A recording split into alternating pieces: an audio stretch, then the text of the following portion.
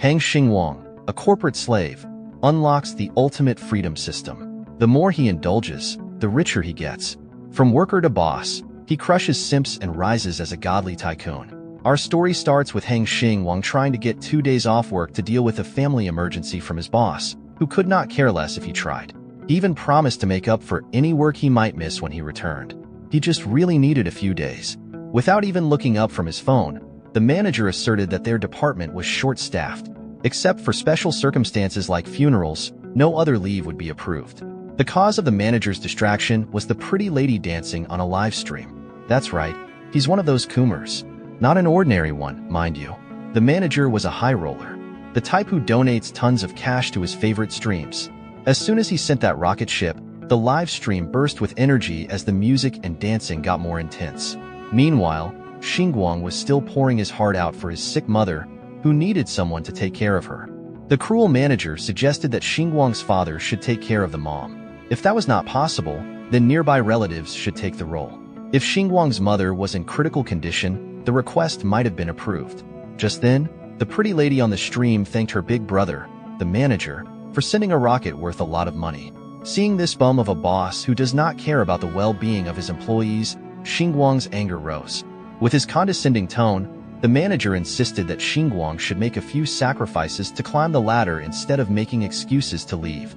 In their new media industry, timeliness is crucial. If someone breaks the news first, their department's performance will suffer. So, Xingwang proposed working from home while staying in touch the whole time. But the manager was too unforgiving for that. He was tired of persuading Xingwang and just outright told him to quit. All he had to do was settle up with finance and get out. Unfortunately, Xingwang graduated from a third-tier university, and the company had just taken him in due to demand. Most of their applicants were from first-tier universities, and he had always been expendable. Trends won't wait, and neither will his job. The manager strongly advised Xingwang to think it over before he insisted on leaving again. So, that's precisely what he did. Xingwang lit up a cig and thought. His deliberation was interrupted by the blaring noise of his phone's ringtone. On the other end of the line was his dad asking if he could come back home. You see, Mom's medical fees haven't been settled yet. The hospital had been flexible enough, but any more delays would be a problem. Dad had been making excuses for a few days now, and the hospital was putting its foot down for the payment. They could either pay up or be discharged. This understandably put Dad in a very tough position. On the other end of the line, Xingwang was starting to catch the vibe that his dad was hiding some serious financial problems back home. He asserted that he would be back in a few days and would help with the medical fees. But being a traditional man, Dad assured him that he had already borrowed some funds from friends and relatives, along with the medical insurance to cover everything. Still, Xingwang wanted to cover the shortfall, as he didn't want his family to owe anything to relatives. As the eldest son, he wanted to handle this financial mess. However, Dad did not want to burden his newly graduated son with working in a city with a high cost of living. He just wanted Xingwang to live for himself and not worry about them back home. Well, he's been working for a year and a half with a monthly salary of 5,000. He shares a bunk bed with a roommate and lives a frugal life. Despite that, he only managed to save 50,000. At least this much should be enough to cover the debts from his mom's medical expenses for a while. Hang Xingwang had lived for over 20 years without stepping out of line. Today, he was going to change that. He steeled his resolve to resign from a crappy, inhumane company and take his talents elsewhere. So, his next destination was the Human Resources Department. 20 minutes later, his status had been officially changed to unemployed. He did it out of his own will, but not having a job anymore painted a bitter smile on his face. In this current job market and economic climate, quitting his livelihood without another job lined up was reckless, to say the least. But he was bailed out upon unlocking the ultimate freedom system for deciding against his ancestors' wishes. Quitting his job rewarded Xingwang with 88,088 yuan, or approximately $12,000. Xingwang stopped in his tracks.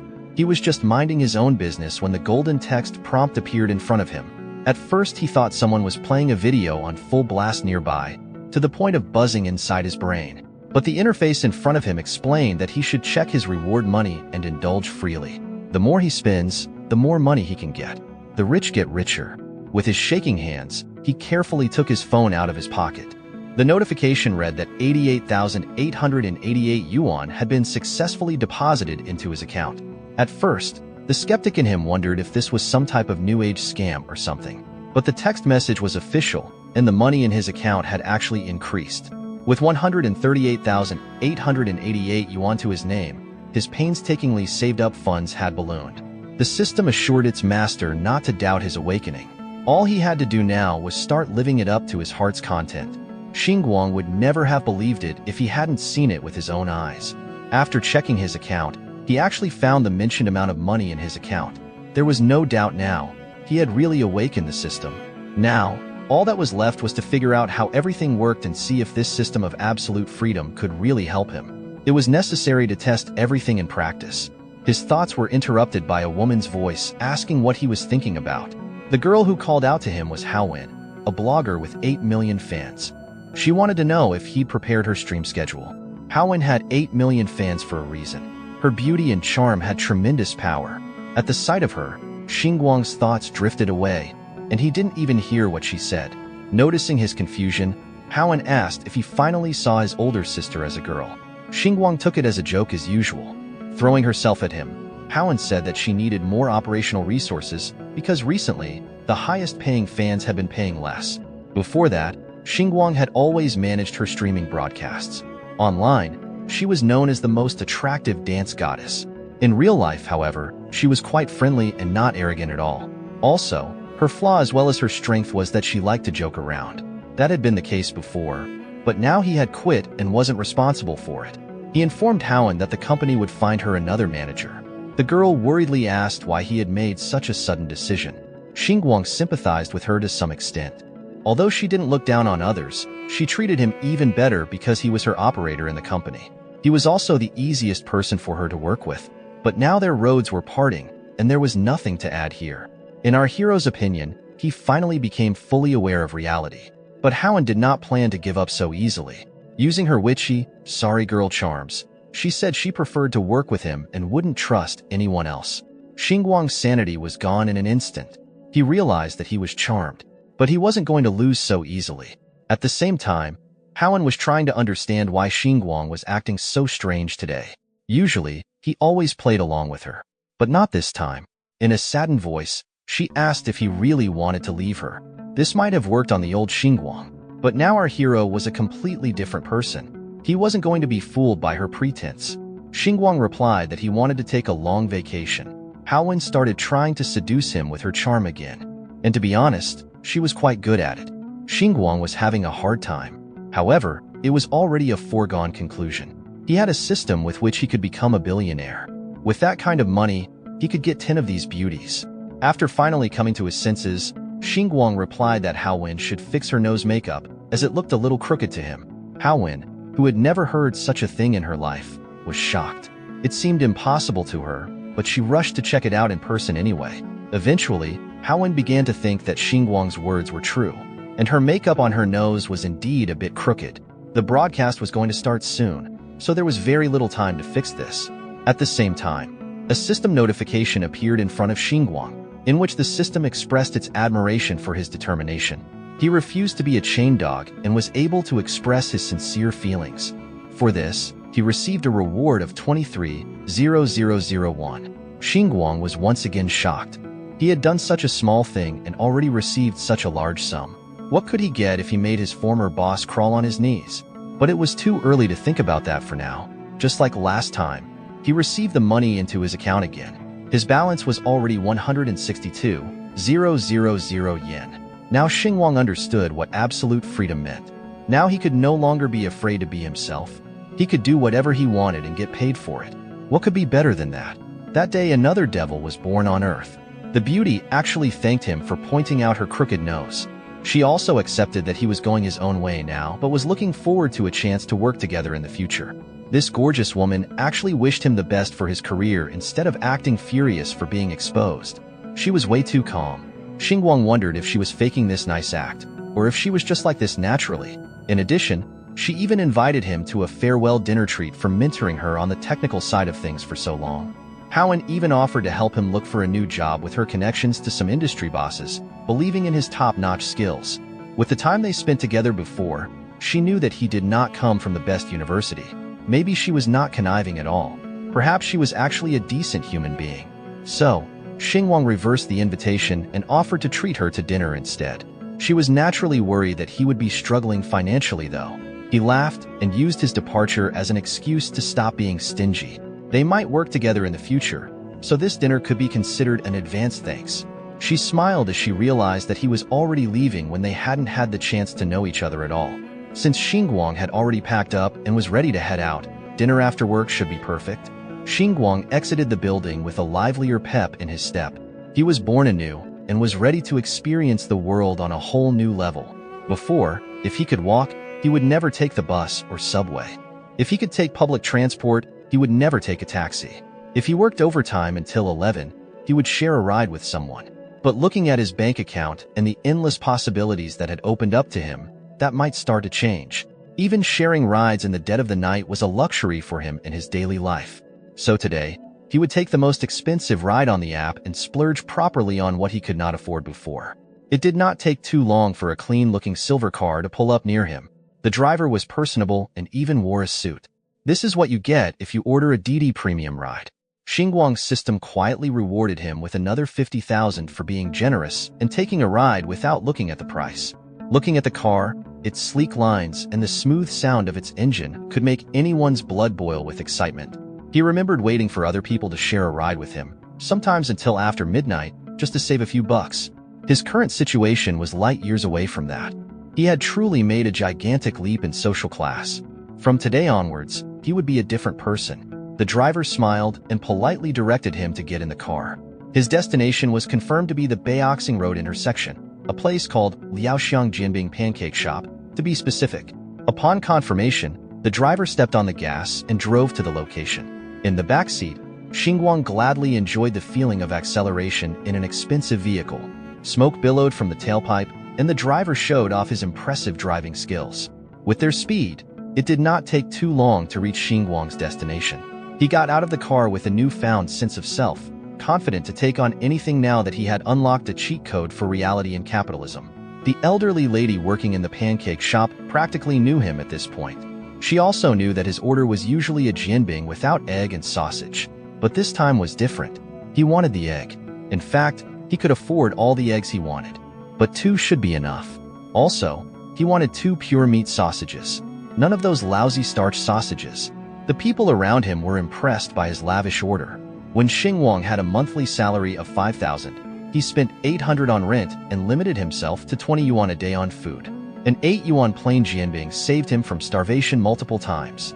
But he never dared to add eggs. Today, he could go all out and splurge on a meal.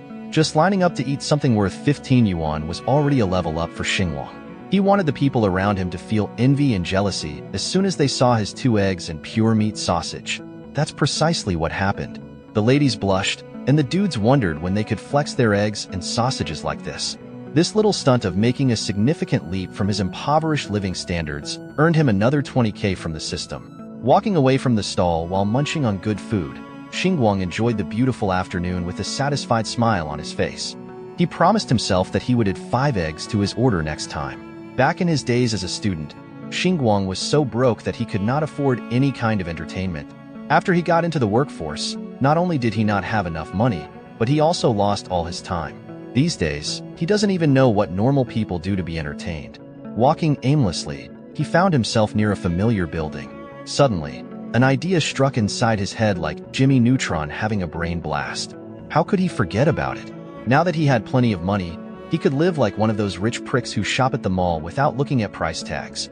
He still needed to treat Howen to dinner tonight. And as far as he knew, high-end restaurants pay close attention to dress codes these days. His current wardrobe just won't cut it. The quality of his clothes is not nearly up to rich society's standards. So, he entered the shopping mall and resolved to do what he had never gotten to do. Amidst the crowd, he looked at the shops and their storefronts in boundless confusion. He had unknowingly entered one of those massive malls filled with the scent of luxury. Every store had brand names written in English, and he could barely understand what he was looking at. Xingwang came into this place with the intention of splurging cash, and now he didn't even know where or how to start. He immediately tried to find a familiar brand, something like Adidas. But those kinds of stores weren't up to this mall's standards. Xingwang stopped himself from looking around cluelessly like a bumpkin. Despite his cheat code in life, He was still looking at things small-mindedly when he could just go all out without consequences. He was attracted by the premium-looking storefront of Louis Vuitton. The attendants inside the store took note of the new customer and pushed the task of assisting Xingwang to one another. The senior attendant clocked Xingwang as soon as he entered the establishment. Her rich experience in customer service led her to assess the young man by his current get-up. His hair wasn't professionally styled. He was wearing a bunch of junk. His phone was an old model, and most of his clothes were discount goods from street stalls.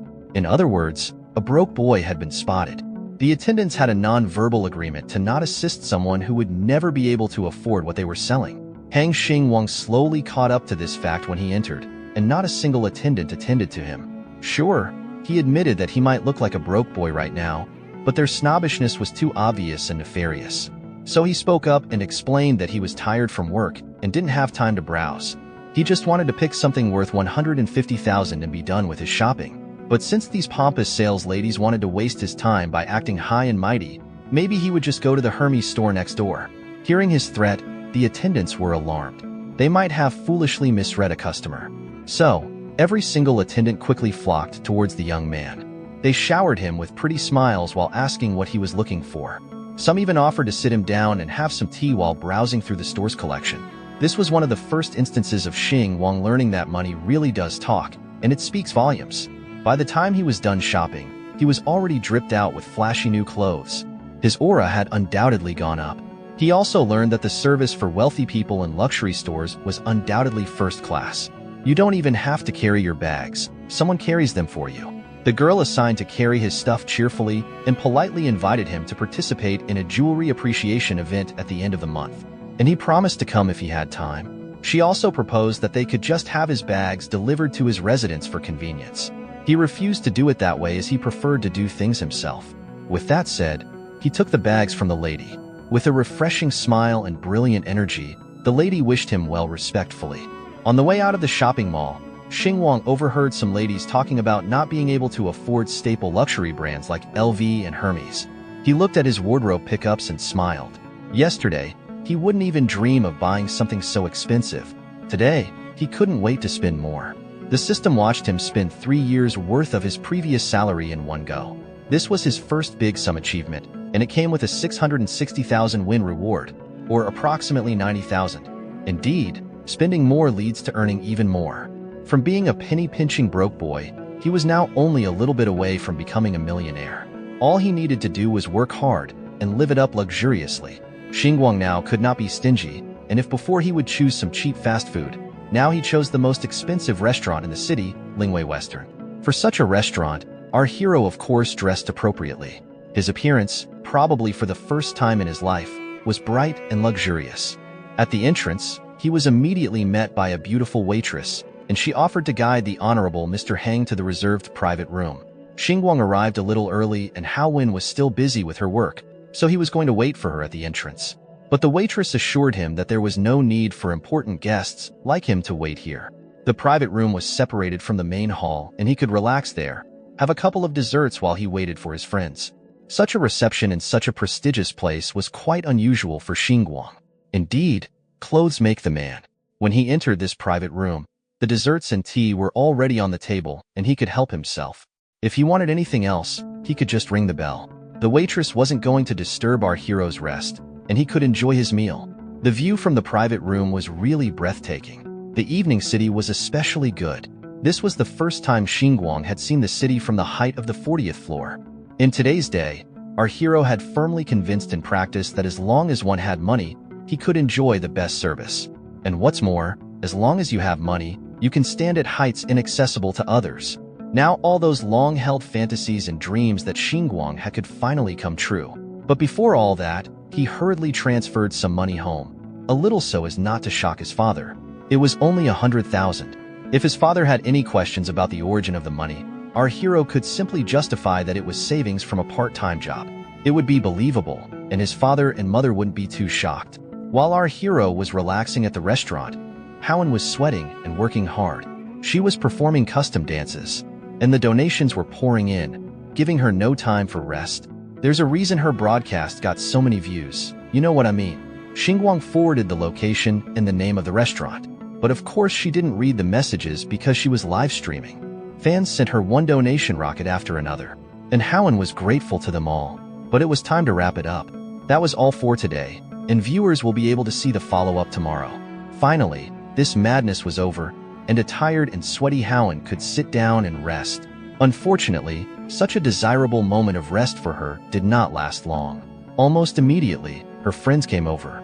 They wanted to go out to dinner together. Howen had to disappoint them, as she had her own plans for the evening. One of her friends immediately suspected that something was going on, and Howen was keeping a very important detail from her. Who was she going to have dinner with? Did she have a serious rich fan? Howen had to disappoint her. She should stop talking nonsense. She already knows this guy herself. It's just Xingwang. The friends were surprised that Howen still thinks about this loser and agreed to meet him after he left work.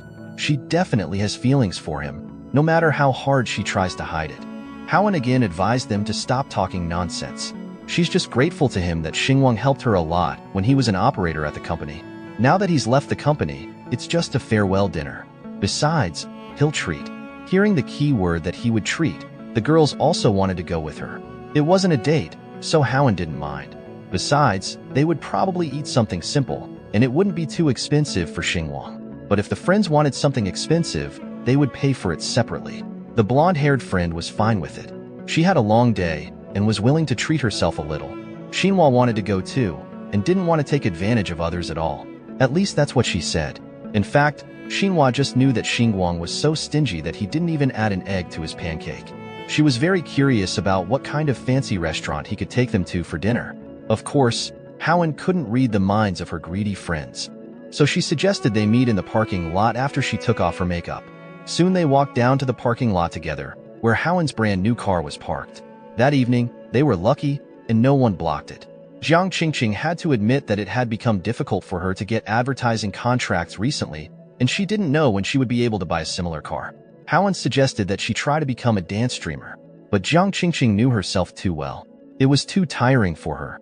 After all, she didn't have the stamina like Howen to dance from morning to night. Instead, her strategy was to wait for good big brother to propose to her and pull her out of this damned industry. Xinhua immediately brought her down to earth. Jiang Qingqing wanted too much. In their industry, it's good enough not to get taken advantage of by big brothers. Yet she dreams of someone from them to save her. Jiang Qingqing just wanted to dream a little. Xinhua had nothing against it. She could dream all she wanted. But could she be so naive and believe that Howen had bought herself a fancy car just by dancing on the streaming service? Xinhua was sure that she must have slept with many big brothers. Otherwise, she definitely wouldn't have become a top 1 company star. Definitely not just because of her cute look. Finally, Xinhua came to her senses after all her dirty guesses and asked where they were going to have dinner. As soon as Howen pulled out her phone to check, she just froze with a strangely startled expression on her face. It was smugly remarked by Xinhua, certain that the place was so shabby that even her love-struck friend was shocked. Thank you guys for watching. If you enjoyed it, then do likes for part 2. Also like and subscribe for more, and stay tuned for next part.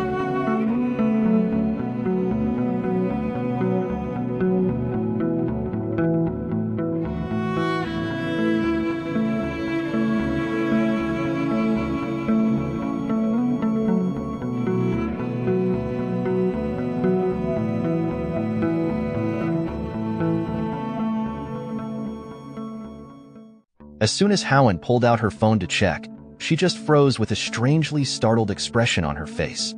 It was smugly remarked by Xinhua, certain that the place was so shabby that even her love-struck friend was shocked. But she was wrong. The place they were invited to was called Ling Wai, and there was a restaurant with the same name. It was located in the Jingwu building. This restaurant was known for being a super famous and popular restaurant with 3 Michelin stars. Even the most modest dinner in such a place cost over 3,000 per person. But even that wasn't the main problem. It was the fact that it was very difficult to get a reservation because of the popularity of the place. Qin Qingqing found it hard to imagine that a cheapskate like Hung could invite them there. Could it be that he had secretly got a promotion and that was why he quit his previous job?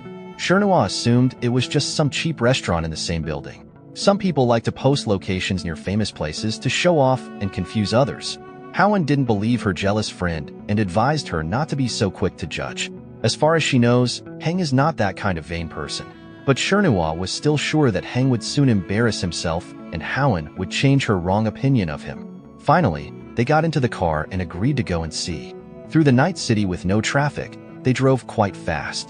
Jiang Qingqing had to admit that Haowen's new car was stable and had strong shock resistance, what her old car could not boast of at all. Xinhua was more restrained in her reaction. She even advised her friend to take advantage of her opportunities. She is a beauty blogger, and there are many rich people on her live streams from whom she could get some resources. All she needs to do is lower her collar a little and use soft voice. Then the gifts will fall on her. No matter it's dance or beauty, all she has to do is lower her standards a little, and the rich fans will send rockets of gifts. Then Jiang Qingqing won't have to worry about getting advertising contracts. However, Jiang Qingqing herself did not like such offers at all. Besides, most of her viewers were girls. Xinhua was not going to insist. If it suits her and she can earn money without resorting to such methods, then let it stay that way. It's not like anyone wants to resort to such a thing for nothing. Xinhua also wished that some rich guy would actually want to marry her, and then she would be ready to become a full-time housewife with no regrets. The only thing that was bothering her now was that Gao Wen was silent.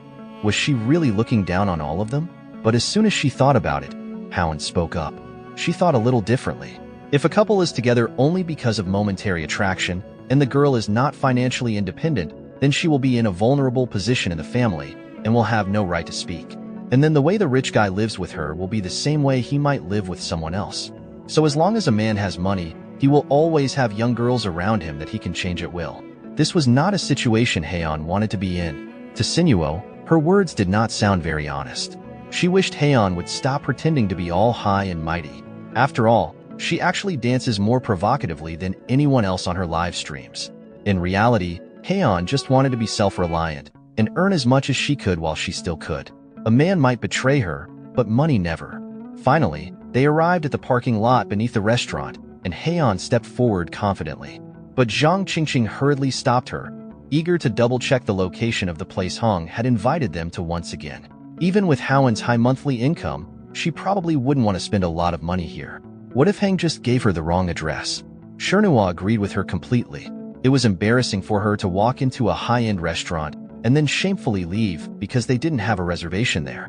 What if one of their viewers recognized them and posted a video of it online, and then they would lose followers? So Gao Wen decided to call Heng to find out for sure. But all she got was a dial tone and Heng didn't answer. Xinhua smugly mentally laughed at her, certain that it was solely Gao Wen's fault that she was hanging out with show-offs and getting dragged into this. Gao Wen, on the other hand, thought Heng was just busy and therefore not responding. Xinhua put on her good friend mask again and suggested that something might have happened. In any case, Heng wouldn't mess with her on purpose, right? So it's still worth going upstairs and checking since they're here. Senua was just curious to see this top 1 restaurant and how the story with Heng would end up. Gao Wen invited her friends to take the elevator, thinking that Lingwei is a very expensive restaurant. Even though she can afford it, Heng with his small salary probably can't. There's a reason he's usually so stingy. Lingwei would be too much of a waste for him. What if he was just kidding? In that case, she would have to pay for the entire dinner herself. Approaching the entrance, Gao Wen hesitantly looked around from around the corner. When she didn't see him in the main hall, she started to panic. Why wasn't Heng answering the phone? She tried again and again, but nothing changed. Suddenly, a waitress approached them from behind and asked if they had a reservation. Heian wasn't sure what to answer, but Xinhua answered instead, confidently saying yes. Now Heian had no choice but to say that the reservation should be under the name Hang Xingwang. Xinhua continued to gloat, knowing that the salary of an operator in his company was only 5,000. One dinner at this restaurant could cost him 3 months' salary, and she just couldn't wait to see how Heian would bear the blow of the harsh reality. But suddenly, against all her expectations, the waitress invited them to follow her, because Mr. Hang had been waiting for them for a long time. Xinhua was simply speechless. Is this really real? As the waitress led them to the private room where Hang was waiting for them, Xinhua couldn't stop envying how lucky Gao Wen was.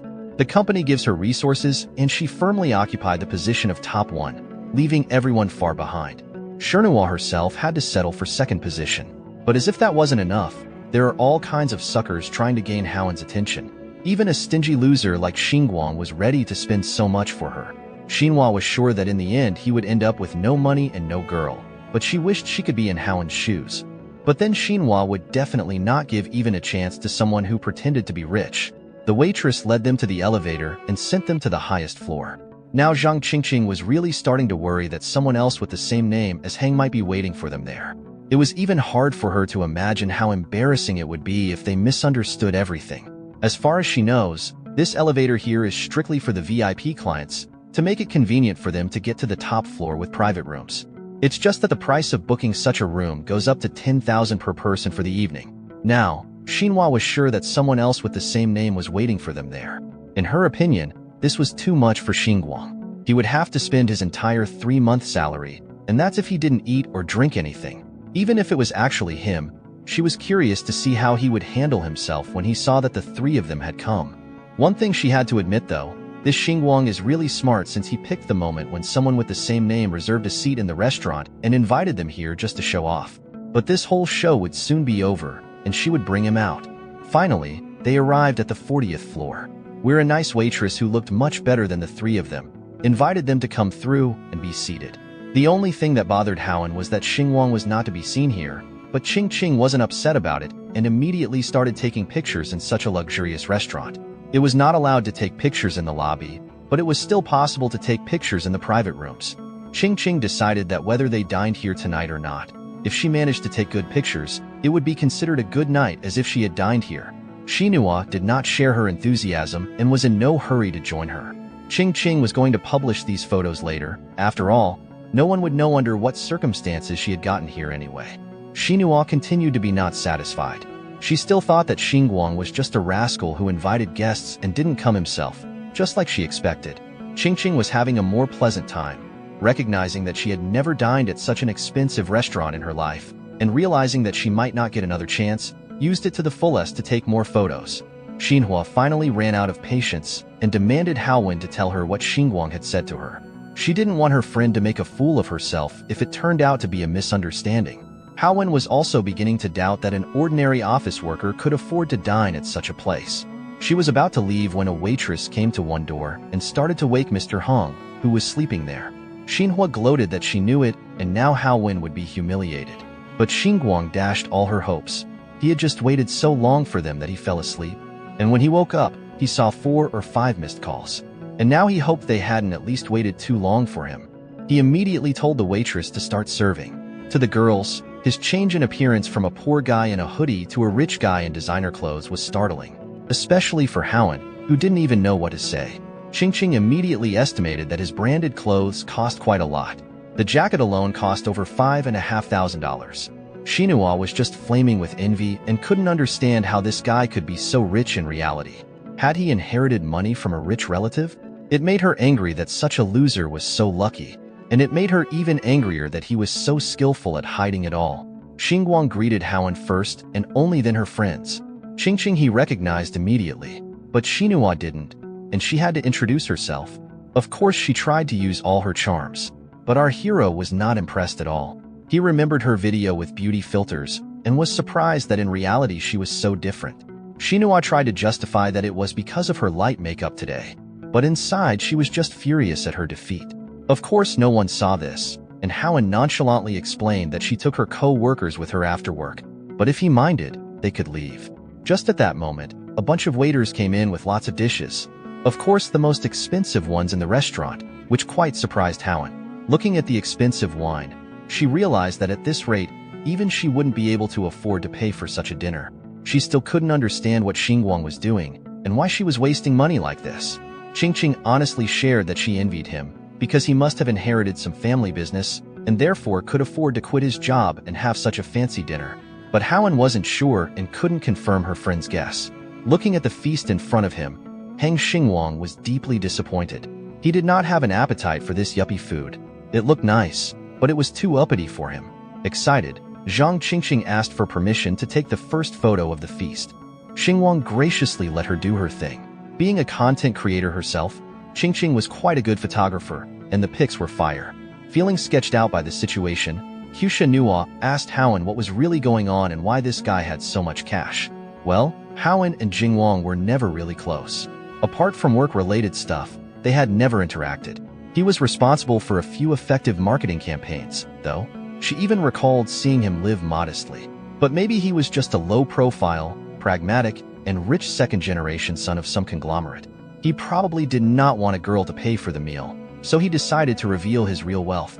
Still unsatisfied with the delectable food on the table, Xingwang called the waitress to request something more down-to-earth and filling. Qingqing enthusiastically backed him up, agreeing that expensive meals aren't even filling. They just look good for photos if you're a socialite. The waitress suggested slow-cooked black truffle beef ribs, pineapple monkfish liver, and many more exotic cuisines with names that were far too complicated. Just hearing these names was killing his appetite. He just wanted something cooked in intense heat. Some imported crab, imported beef, and lamb cut into chunks should do. The girls had never seen someone act and order like this in a high-end restaurant. Annoyed, Jinwo interjected that they should not have come to a French restaurant if he wanted comfort food. She was starting to think that he did not come from a rich family, but had recently acquired wealth as a nouveau riche instead. Xingwang continued adding to his order, tacking on grilled kidneys and barbecue skewers like he was in a street stall.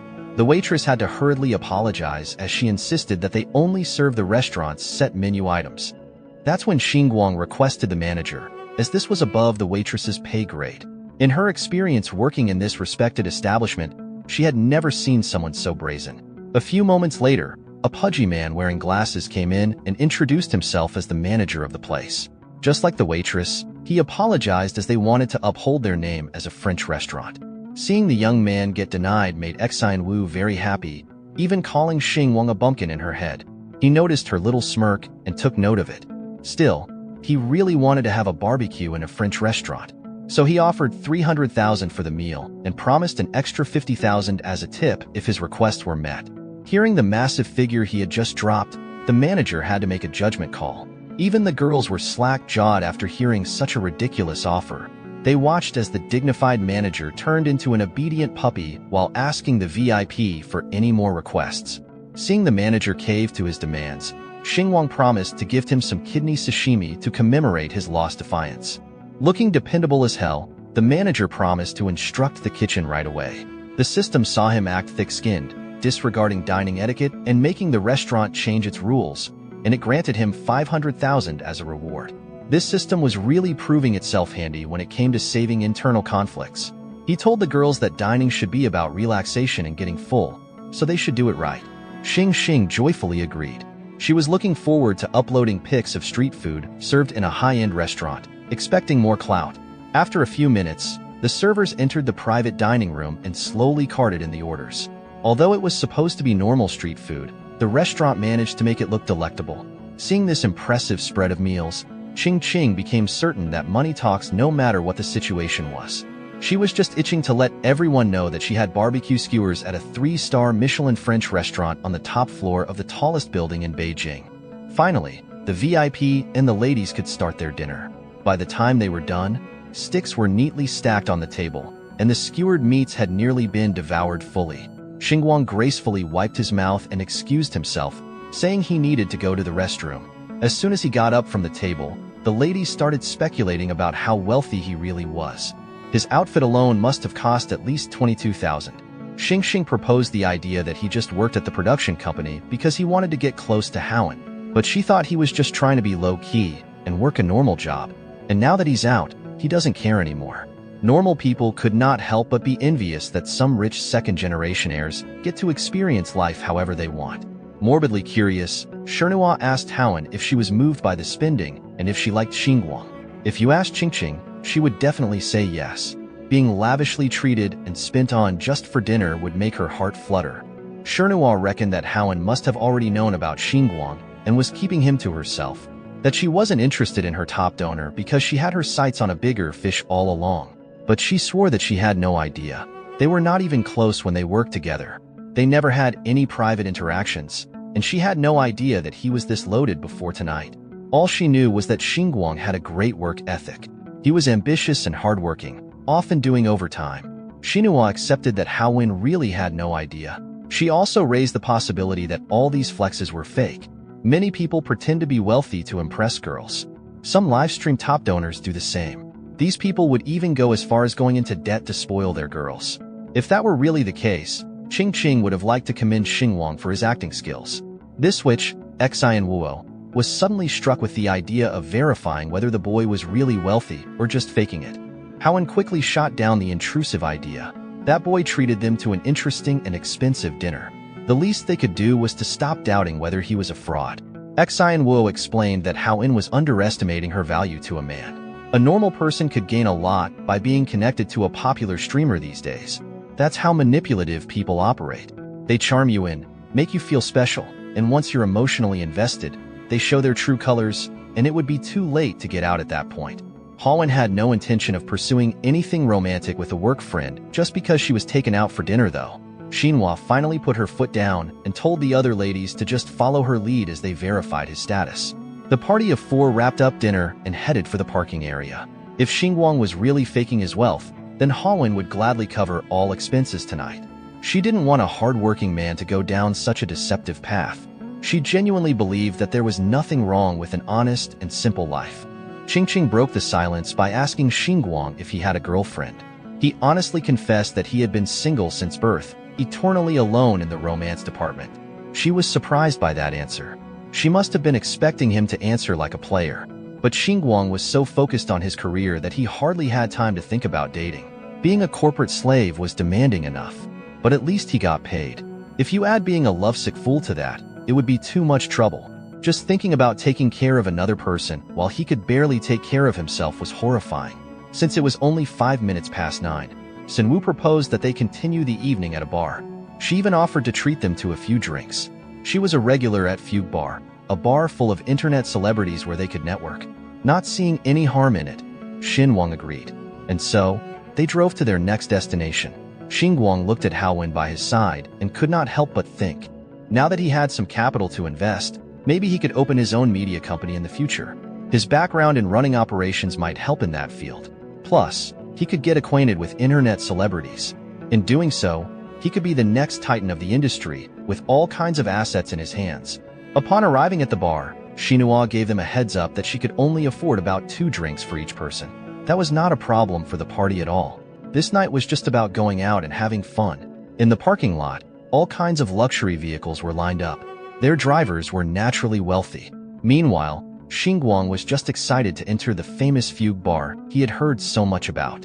As soon as they got inside, they were greeted by the blaring music performed by a live DJ, hyping up the crowd.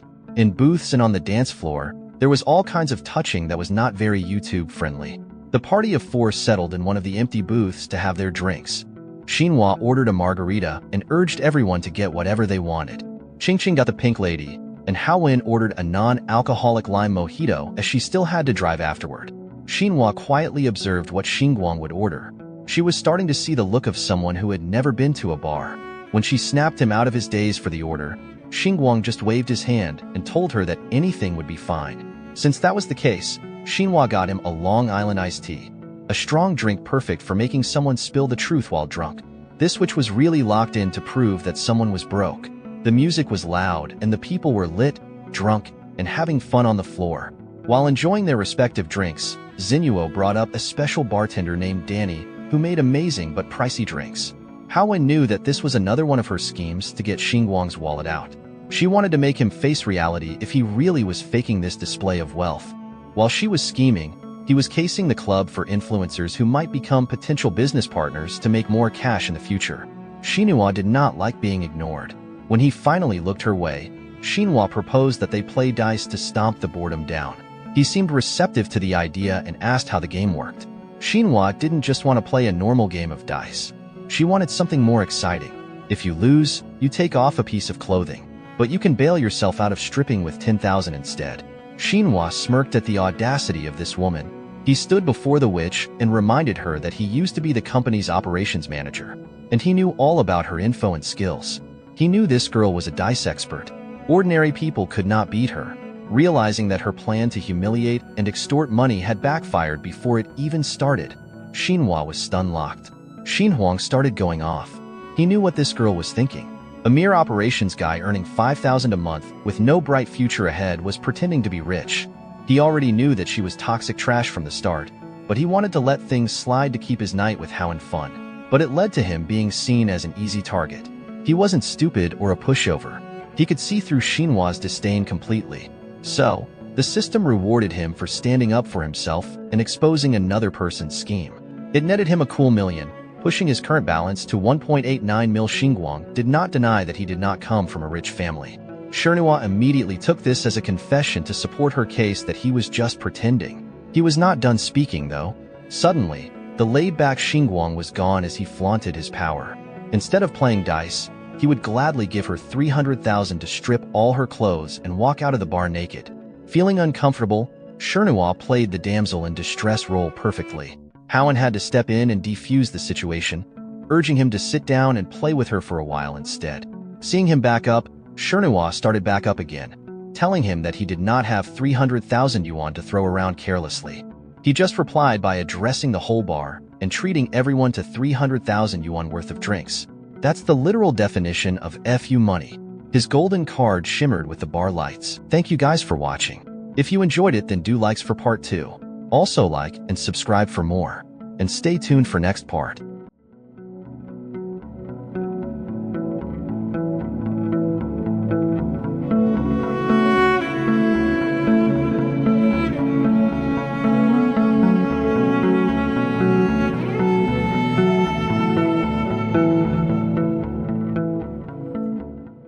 In the last video, we saw our MC throw $300,000 to strangers just for drinks that night. Now, on to the next part. For those who haven't watched the first and second parts, please check the description where you'll find the links. Make sure to watch them. Manhwa was stunned as she watched Xingwang casually throw 300k to strangers. He passed by her and whispered that he did not care if she looked down on him. He never intended to make her respect him anyway. His sights were set higher. After all, vindictive people like Manhwa were nothing more than ants. She had a bad habit of looking at other people's wallets. These types of people could easily be humiliated by money. Xingwang sat down, and everyone was eerily silent. Manhwa followed suit, hanging her head low in shame while he looked at her. Qingqing could sense the tension in the air and looked to Gao Wen for an answer. Unable to stomach the shame and humiliation, Manhwa excused herself for the night, faking a smile as though she was supposed to do something else tonight. But as soon as she got far from the booth, she ran away with tears streaming down her face. Meanwhile, Xingwang was just playing with the dice she had left on the table. He told Heian to continue having fun, as he would be picking up the tab for everyone in the bar anyway. But they were interrupted by another girl who recognized Heian. She asked if Heian's stream today was a failure, and if she came to the bar to drink her sorrows away. The stranger hammered down the fact that Heian's top fan was spending less and less. Heian had just gotten out of work and did not want to talk about this stuff in the club. Miss Stranger continued tormenting her for acting innocent and flaunting her charms with a fake sense of purity.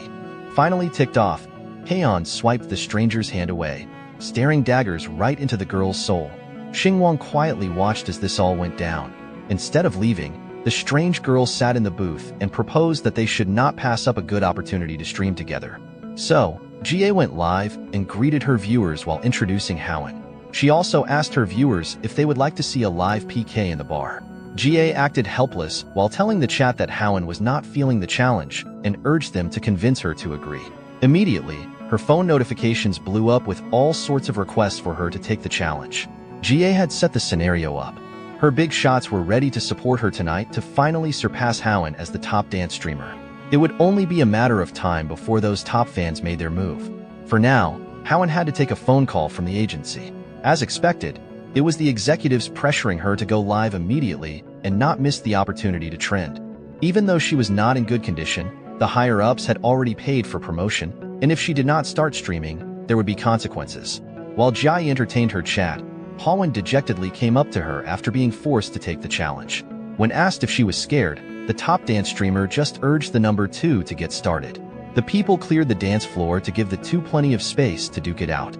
As soon as the music started, each one took a gracious pose for the camera. Qingqing monitored the chat on her phone and saw many rockets and yachts flying all over the screen. Gao Wen was starting to lose against the challenger. Say what you want about Jai, but she was a shrewd businesswoman for this planned PK challenge alone. On the other hand, Gao Wen wasn't feeling 100% healthy in the first place. Some of her were starting to talk badly about her dancing. It did not help that she was losing the donation war too. She did not have her top fan brother Z in the chat after all. Seeing this setup, Xingwang immediately realized that GA was playing dirty and cornering Gao Wen. Gao Wen was supposed to be the undisputed number 1 in her category, but she was being crushed in donations. Fortunately, the outcome was still uncertain, and the first rocket tip on Gao Wen's side brought a twist to the competition. The donation came from a mysterious figure known only as Big Brother. Gao Wen was genuinely grateful for the generous donation and took a second to thank her anonymous benefactor. But it did not stop there, as a second, third, and fourth rocket surged forth, tipping the scales in Gao Wen's favor slightly. Meanwhile, Jie was too worried that Gao Wen would bounce back and continue her dominance. She had never heard of a hidden Big Brother in Gao Wen's chat, so this was disconcerting. But this cunning girl had a rabid fanbase who would gladly empty their wallets just to see her win. Despite her best efforts to rally her supporters, the mounting pressure was palpable. On the other hand, Gao Wen was just staring at her phone screen in shock as the rockets continued to come in. Everyone was wondering the same thing. Who was this Big Brother? He had donated over $1 million in just a short amount of time. Some speculated that her agency was forcefully promoting her, but spending this much on one talent was unlikely, as the platform takes a massive cut of 60–70%. Xingwang was just watching from afar, getting bored of all the commotion. His system had given him $5 million more for letting his money flow like water with no pretenses. Gao Wen had stopped dancing altogether, but the big spender kept on tipping. Some even thought that a kid must have gotten hold of a phone and clicked by mistake, but the culprit was just inside the bar, covertly tapping on his phone. Each tap representing ungodly amounts of money. The stream shot up to the top of the trending page. New viewers came in to watch the millionaire flex his money.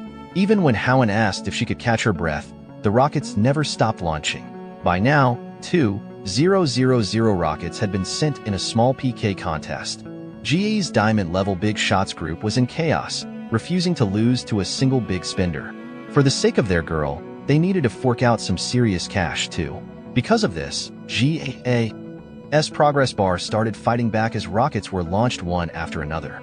She personally and adorably thanked Time Revealer and Old Kong for their continued support and their rockets. One of her top fans had wanted a private video from her before.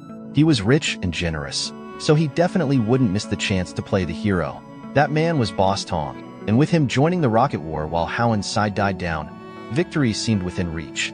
Xingwang quietly laughed to himself as he sat down and looked at his phone. He tapped on the screen as fast as humanly possible. This quick succession of taps represented another 100 rockets sent to Gao Wen. The system congratulated him for becoming the new top Big Brother in Gao Wen's chat and rewarded him with another 10 million. With a boost in his bank account, Xingwang continued flaunting his wealth by sending 500 more rockets. This little contest was practically an infinite money glitch for his system. By the end of the last song, Gao Wen was declared the winner of the PK match. She thanked everyone who supported her, especially this new Big Brother. To cap off the celebration, Big Brother sent another 1,000 rockets to congratulate Gao Wen. This last donation made Xingwang the top daily donator on the entire platform. This earned him another 10 million. And for his efforts in sending the rockets, another 1 million was added. Gao Wen politely thanked Big Brother for the support that won her the PK match and brought in a lot of attention. It was the first time she had reached millions of live viewers at once. She was grateful, but ended with the message that everyone works hard for their money and should not waste it on a streamer like her. Her display of humility just made her audience adore her even more. This was the charm of a pure and unpretentious woman. Jay stared at her phone in defeat. All the effort she put in was for nothing against a single donator. In the end, she had only helped Gao Wen rise to even greater fame. That girl had received tens of millions in donations in one go. This was a single-day achievement that even top streamers could not easily attain. With the contest wrapped up, Xingwang got up from his seat and yawned, yearning to rest in his bed. He found Jai sulking in a corner and praised her for having so many big brothers willing to support her. He urged her to work hard and maybe surpass Gao Wen someday. It definitely stung to hear that after a fresh loss. Qingqing and Gao Wen knew that. Jai was stuck reconsidering her life choices in the middle of the club, while the party of three exited the premises. Outside, Qingqing could not stop talking about Jai's humiliation. She was just glad that karma had done its thing and made Jai's plan backfire. As a streamer herself, she was in awe of this super-rich big brother who could spend money like he was the #1 tycoon on the platform. Surprisingly, Gao Wen did not seem excited at all. She confessed that she felt unworthy of it. Tens of millions had just entered her bank account from a fan she had never seen on her stream before, leaving her with a sense of unease that was hard to shake. Qingqing urged her to wake up and treasure this godsend of a donator. Qingqing herself wanted to get close to this generous big brother. She took the user ID from Howen and brazenly sent a private message to the big tipper. As soon as she pressed send, Xingwang's phone lit up with a message notification. When the ringtone sounded, the girls looked behind them suspiciously. It was the official notification of the streaming app, so it seemed too much of a coincidence. Howen also felt that Xingwang could be connected to what happened earlier. He tried to deny their suspicions that he was the big brother. Without a cover story ready, he struggled to make it believable. Xingwang claimed he was just dealing with numerous private messages from different businesses. But just a moment ago, he had spent millions, and the big brother would need to be worth at least billions. Using this reasoning, Xingwang pretended that he couldn't afford to spend tens of millions in minutes. Qingqing also noticed the similarities between Big Brother Wang and Xingwang's name. Qingqing to change the subject and finally wrap up the day, Howen offered to drive him home. Since he lived near Longhu New City, which was out of her way, he insisted on just getting a cab. Their plan to head home was abruptly interrupted by a drunken man who had just stumbled out of the club, casting a tense atmosphere over the scene. Based on her defeated reaction, it seemed like Howen knew this man already. In fact, everyone knew this man. He was Xingwang's former boss. The man started running his mouth about how unemployed people shouldn't be going to bars while relying on women to pay. Howen immediately spoke up to clarify that they were the ones relying on Xingwang tonight for dinner and drinks.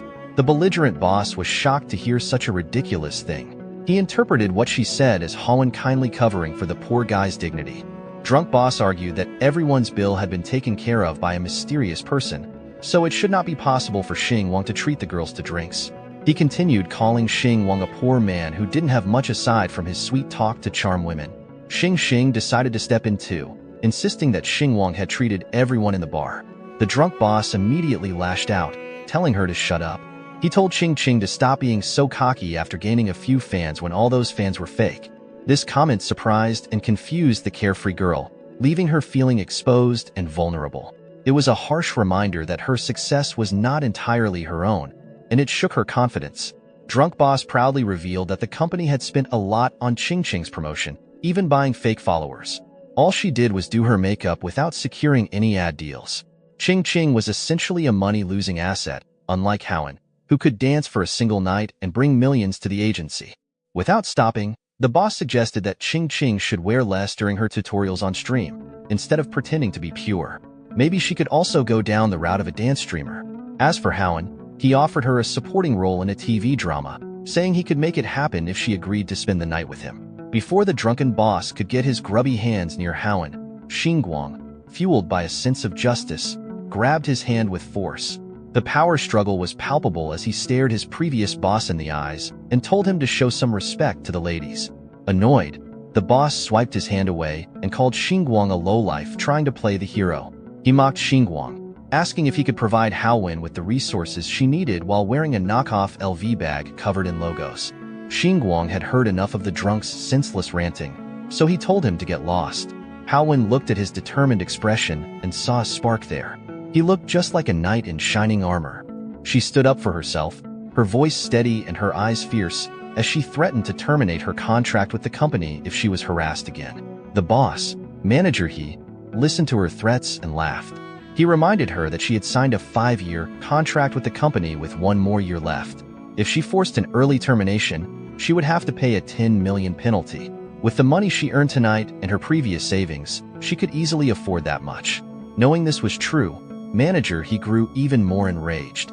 He started calling influencers the modern-day courtesans, claiming they were not selling art, but their bodies. He said he had no patience for fake purity. He also warned that, even if she could pay the penalty, the company would never let Howen go. No one in their right mind would abandon a cash cow who continuously brought in money. If she resisted, he threatened. Blacklisting her in the industry would be easy with just 1 word from the real boss. Xingwang stepped in to save the struggling Howen. He proclaimed that if she couldn't leave, it would be fine. He could just buy Meow Meow Media itself. If that happened, the one leaving the company wouldn't be Howen. It would be this lecherous manager he. The seriousness in the young man's voice sobered manager he up. Then a look of pure disdain crept up on his ugly mug. He started tapping and poking Xingwang as if he were speaking to something less than human. He sarcastically retorted that he would be waiting for the broke bastard to save up and buy the company. He ended the interaction with a rude spit as he went back inside the bar. He did not like seeing other guys trying to show off in front of him at all. Nevertheless, the damage was done. Qing's enthusiasm from earlier was gone and replaced by dread and confusion.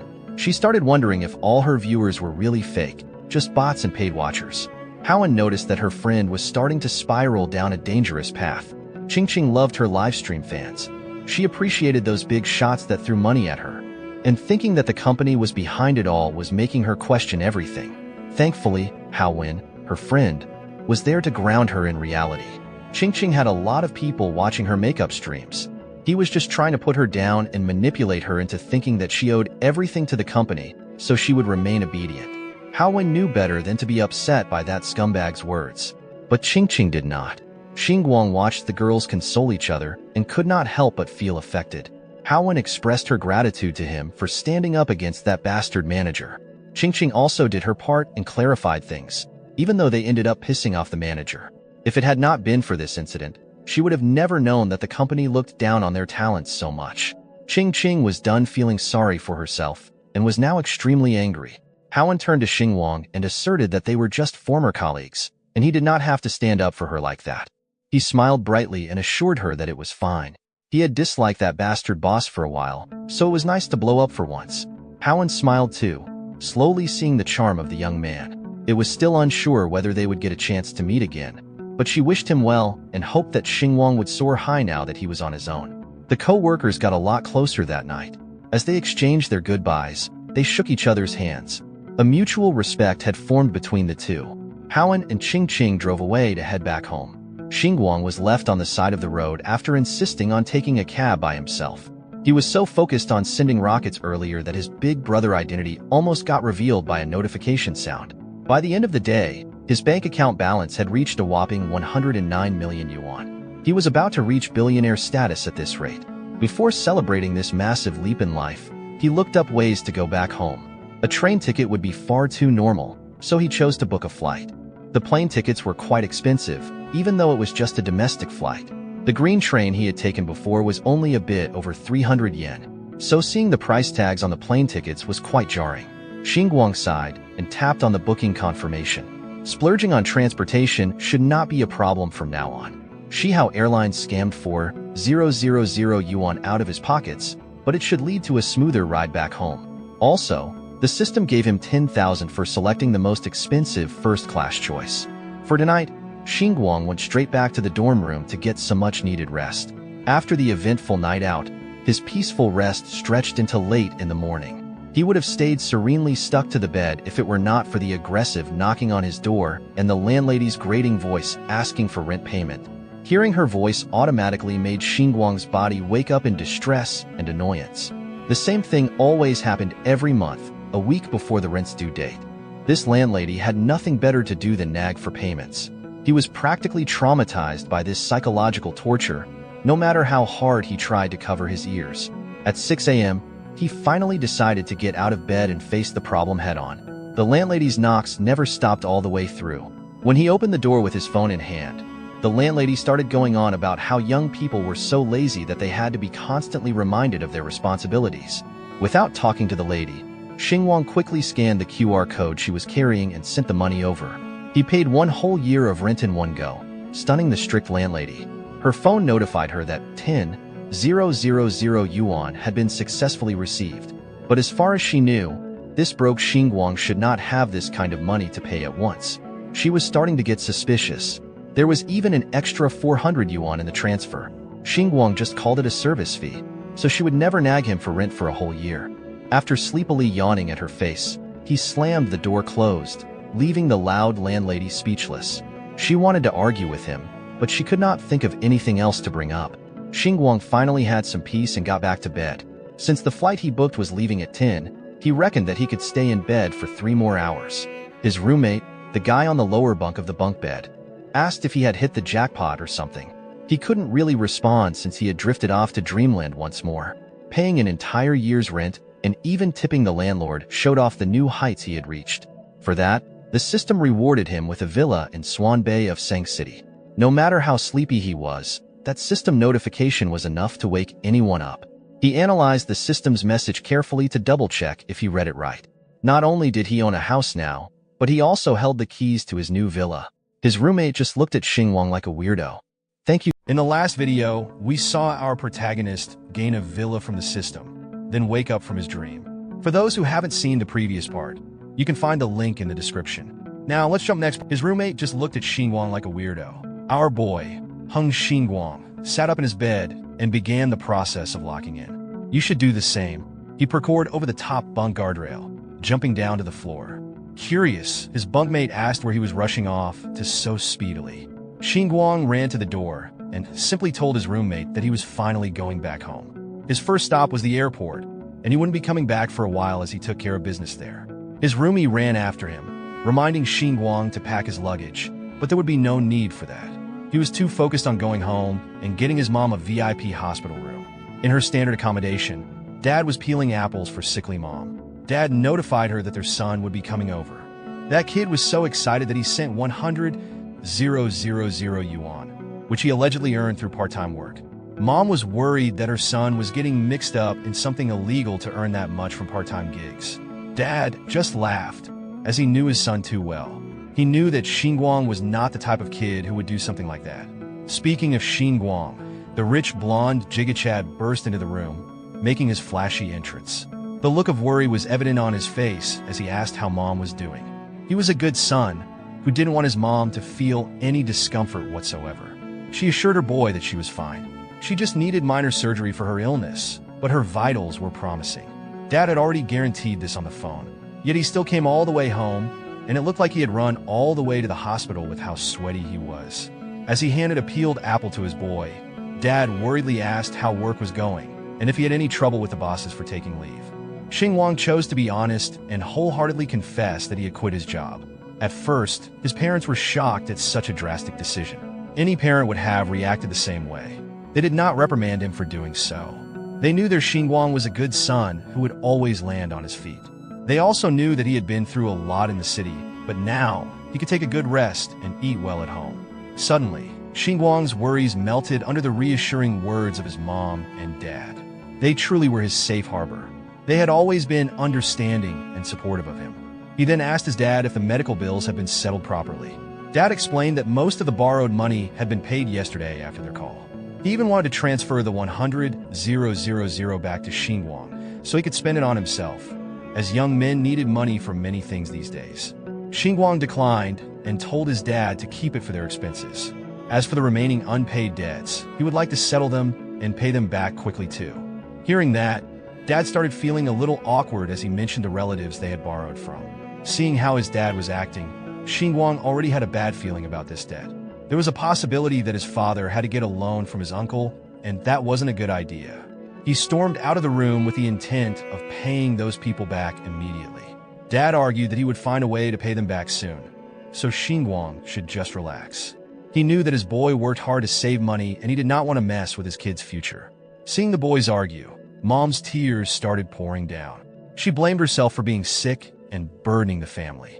She knew how hard her kid had been working in the city, yet he was worrying about medical expenses. Xingwang had the habit of regularly sending money back to his parents while living a rough life away from home, without complaint. He needed money to pay rent, socialize, and for everything else, yet he always put family first. Seeing his mom's tears, Xingwang tried his best to reassure her that he wasn't neglecting himself out there. Also, now that he had a new lucrative part-time job, also known as the system, there wouldn't be any need to worry about expenses ever. He could even afford to get the most authoritative specialist to treat his mom without worrying about the cost. But for now, he really wanted to go to his uncle's house to repay that nasty debt. He did not want to owe people favors, especially to those relatives of theirs. After reassuring his mom, Xingwang walked out of the hospital and came across a tricycle driver.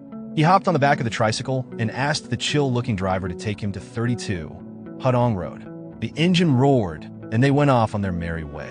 Riding in the back, Xingwang could feel the egregious bumpiness of the road. As far as he could remember, the road quality shouldn't be this bad in this place. He curiously asked the driver why the ride was so bumpy when there was supposed to be a road repair project that started 2 years ago.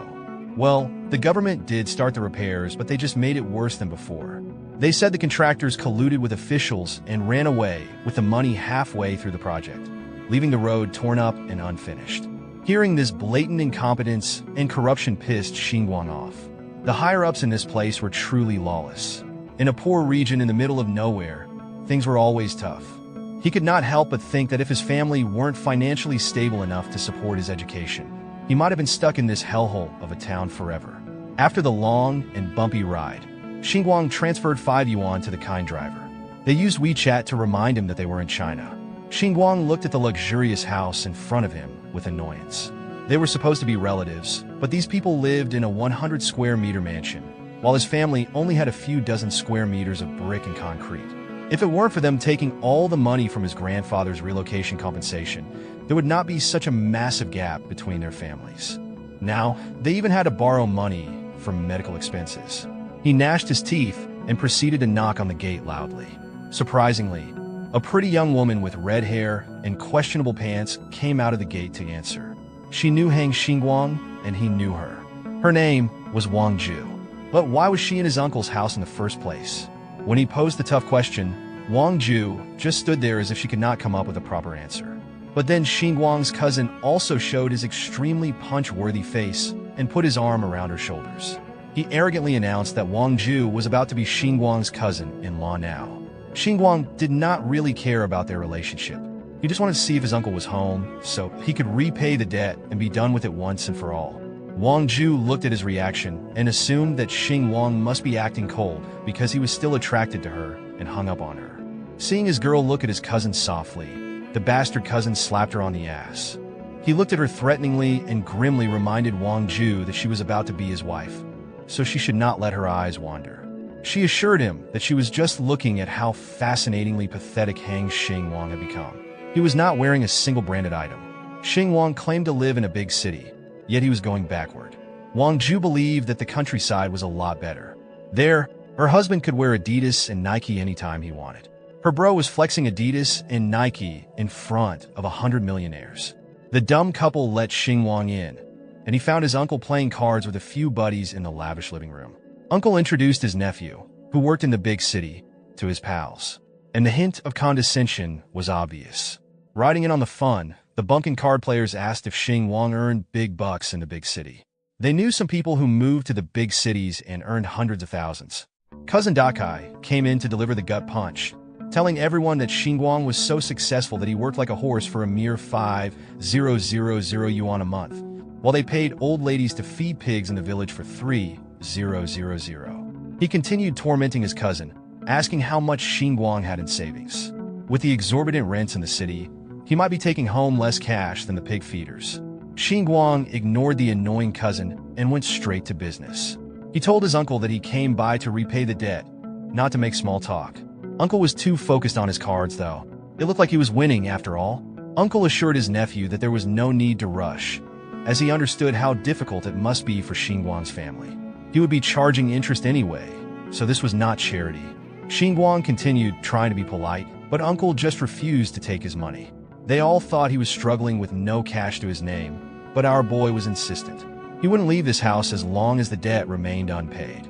Uncle finally caved to his insistence and even offered an installment plan as he ordered his son, Dakai, to bring over the Red Book. Cousin Dakai handed the Red Book to Xingwang, and for a second, he genuinely wanted his cousin to relax about the loan. He believed that blood was thicker than water.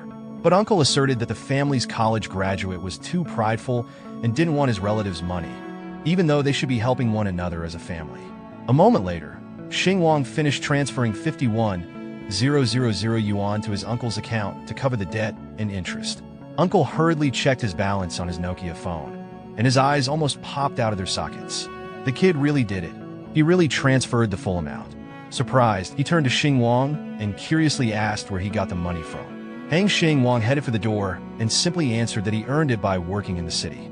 Cousin Dakai sneered and assumed that Xingwang was just being prideful at the cost of his mom's suffering. At this point, dignity should not matter. 51,000 could cost them their lives and savings. Sure, that might have been true a few days ago, but that was no longer the case. Wang Ju wrapped her arms around her man and proposed to see Xingwang off. She said she wanted to clear up any misunderstandings with him to avoid awkwardness now that they were family too. Dakai liked that idea. He wanted his girl to let Xingwang know his place. She quickly ran after our boy. Wang Ju had the nerve to tell him to stop holding on to any old feelings he might still have for her, while acting like they didn't know each other anymore. The two of them used to be childhood friends. They grew up together, and she knew that he liked her the entire time. But she only ever saw him as a little brother. Soon she'd marry Ditsai, so it would be best if Xingwang stopped his feelings for her. He looked at that which like she was the most delusional person in the world. This girl had the audacity to give him a whole speech when he didn't even care about her. Not getting the hint, Wang Ju continued on. She said that it would be bad for his and the family's reputation if people heard about his feelings for her. It would go against common decency. Xingwang couldn't hold his laughter anymore. He tried hard to stifle it and turned to Wang Ju. He simply told her to go take a look at herself in the mirror. Cook that delusional fraud, brother. Of course, Wang Ju was furious at such words, but Xingwang didn't care about that. He saw the whole situation differently. Wang Ju had never been his childhood sweetheart, just a friend he had fun throwing cow dung at each other. Of course, he remembered how kind she was as a child, and hoped that Wang Ju would not despise the poor and like the rich, but would instead grow up to be hardworking and cheerful, treating everyone with love regardless of their wealth. But unfortunately, in reality, she was no different from other greedy people like his uncle. Now he wasn't going to pretend like he didn't despise her. Wang Ju understood these words in her own way, certain that he was saying this because he didn't get her as a wife, and that's why he was angry and trying to humiliate her. But she was ready to forgive him because she would soon be his sister-in-law, and she didn't want to fight with him. Let the past be the past, no matter what it was. Such an answer surprised Xingwang. So what else could he expect from another greedy girl? He wasn't going to waste any more time on her and turn around to leave quickly. This attitude made Wang Ju even more furious. She had tried to appear friendly, but now her patience had run out, and she wasn't going to pretend anymore. She quickly stood in front of Xingwang and asked what he was thinking to do. Does he really hope to become someone significant just because he graduated from a second-rate university and lives in the city? It's all useless, and he will never become as rich as his cousin no matter how hard he tries. Wang Ju thought she had long ago understood how life works. The rich like his uncle can live in luxury, in a house of hundreds of square meters, eat, drink, and relax. While poor people like Xingwang and his family are forced to cram in a small apartment, constantly in debt and working. For her, the choice was obvious. But even there, she didn't stop and remembered about Xingwang's mom, who was constantly sick and making their situation even worse with hospital bills. And neither 5,000 nor 15,000 would solve that problem. She's also sick of being nice and glad she could say all this to his face. Of course, Xingwang was pissed at this little witch who finally showed her real self. She doesn't even know what she's talking about when she thinks his uncle and cousin are the richest in the world and brags about it like it's worth something. In reality, Xingwang and everyone else doesn't care about her and her future husband. And with her behavior, she just showed that she's just a narcissistic painted toad. Wang Ju didn't even know what to say and could only point her finger at our hero, trying to think of ways to humiliate him. But Xingwang was ahead of her. He had something else to say, because unlike her future husband, he is self-sufficient, works hard, is diligent and motivated, respects his parents, and does not treat people based on their wealth. And that's all much better than just the money his cousin has. And Wang Ju should stop acting like a crazy person and just look in the mirror. For exposing and putting in place another money-hungry witch, the system rewarded our hero with another house. However, there was one thing that the house was about to be demolished. It was a bit unexpected, but Xingwang was going to deal with it. Meanwhile, Wang Ju was not going to calm down and kept pointing her finger at our hero, saying all sorts of insults. He got fed up and grabbed her finger and pointed it back at her, advising her to stay in this house with her future husband and not to harm others. Hurley walked away from this crazy girl, but soon as he got far away, a car caught up with him. And of course, he got splashed with mud from a puddle. Who doubted it was his cousin in the car? He stopped and did not miss the opportunity to laugh with Xingwang, justifying himself by saying that he was in a hurry to go to the construction site. After all, his company had recently received an order from the First City Construction Bureau, and now he was the one in charge of building roads in the town. Moreover, he offered Xingwang a job if he wanted one. There would always be a job at the construction site. Xingwang immediately realized why the roads in the town were so terrible. It was obvious the son had inherited his uncle's talents and corruption. In that case, Xingwang was ready to help his hometown and eliminate these scoundrels from government contracts. To do so, he went to the first city construction bureau and sponsored the construction of new roads in the town instead of his cousin's crooked repairs. For this, the residents were very grateful to him and promised that they would always remember his kindness. To Xingwang, it was just a trifle now. Of course, the system rewarded him for it. In gratitude for investing in the development of his hometown, he was given 100 houses to own. Even Xingwang, who was used to receiving generous gifts from the system, was shocked. He didn't even know what to do with all these properties. But in this system could not help him. It was a gift based on his behavior. And now he himself must decide what to do with it all. Of course, our hero wasn't going to blame the system for that. Better to have 100 houses than none, right? But even so, he began to notice that the system is becoming more and more abstract. And if before he received only small amounts of money, now he gets hundreds of houses. What's going to happen next? Will the wealth of the whole world end up in his hands? To this question, he has not yet found the answer. We'll find out what happens next in the next part. Don't miss it. Thank you for watching. In the last video, we saw our protagonist receiving 100 land certificates from the system. For those who missed the previous part, click the eye icon at the top of the video to access the playlist, and then you can continue watching this one. Now, on to the next part. Our protagonist is taking care of his mother in the hospital. She's doing well and even praises him, saying, "My son is so considerate, even peeling fruit for me." But just as they're having this sweet moment, their conversation is interrupted by the doctor. The doctor turns to Xingwang and says, "The surgery was very successful, and now all her indicators have returned to normal. We're preparing for her discharge." Upon hearing this, Xingwang is completely shocked. Xingwang, still in shock, turns to the doctor. "Doctor, my mom just had surgery yesterday. She's still in the recovery observation period. Let's not rush things. We'll pay the hospital fees on time, and I'd also like to arrange a comprehensive examination for her." Before he could finish his thought, the doctor cuts him off. "What I meant is that I've already processed her discharge." The doctor then turns to a nurse beside him and instructs her to help pack up the patient's things. Xingwang's face darkens, feeling uneasy. His mother, sensing his worry, calls out to him, her voice filled with concern. But before Xingwang can reply, the doctor, now visibly annoyed, speaks sharply. "It means exactly what I said. Is there something you don't understand? The patient is fine. Hurry up and make room for others. Stop wasting medical resources. Or do you like this hospital so much that you want to die here?" At that moment, Xingwang reaches for the knife lying on the table. Seeing this, the doctor shouts, "Holding a knife in a hospital? Are you trying to cause trouble? Put it down, or I'll call security." Xingwang's mother, now frantic, grabs her son's arm. "Let's just go home, dear. There's no need to spend more money. Look, I'm already better, and the doctor says I'm fine." Seeing his mother's worried expression, Xingwang softens and says, "Mom, you just had surgery. Your wound hasn't healed yet. Be careful." The doctor, flashing a fake smile, chimes in, "See, your mother understands. Be a good son and listen to her." He then snaps at the nurses, "Make sure they pack up properly. Don't leave anything behind. No belongings or bad luck." Xingwang, visibly angry, strides toward the door. Before leaving the room, he turns to his mother and says, "Mom, we can't waste the peeled apple. You eat it first. I'll have someone come pick you up.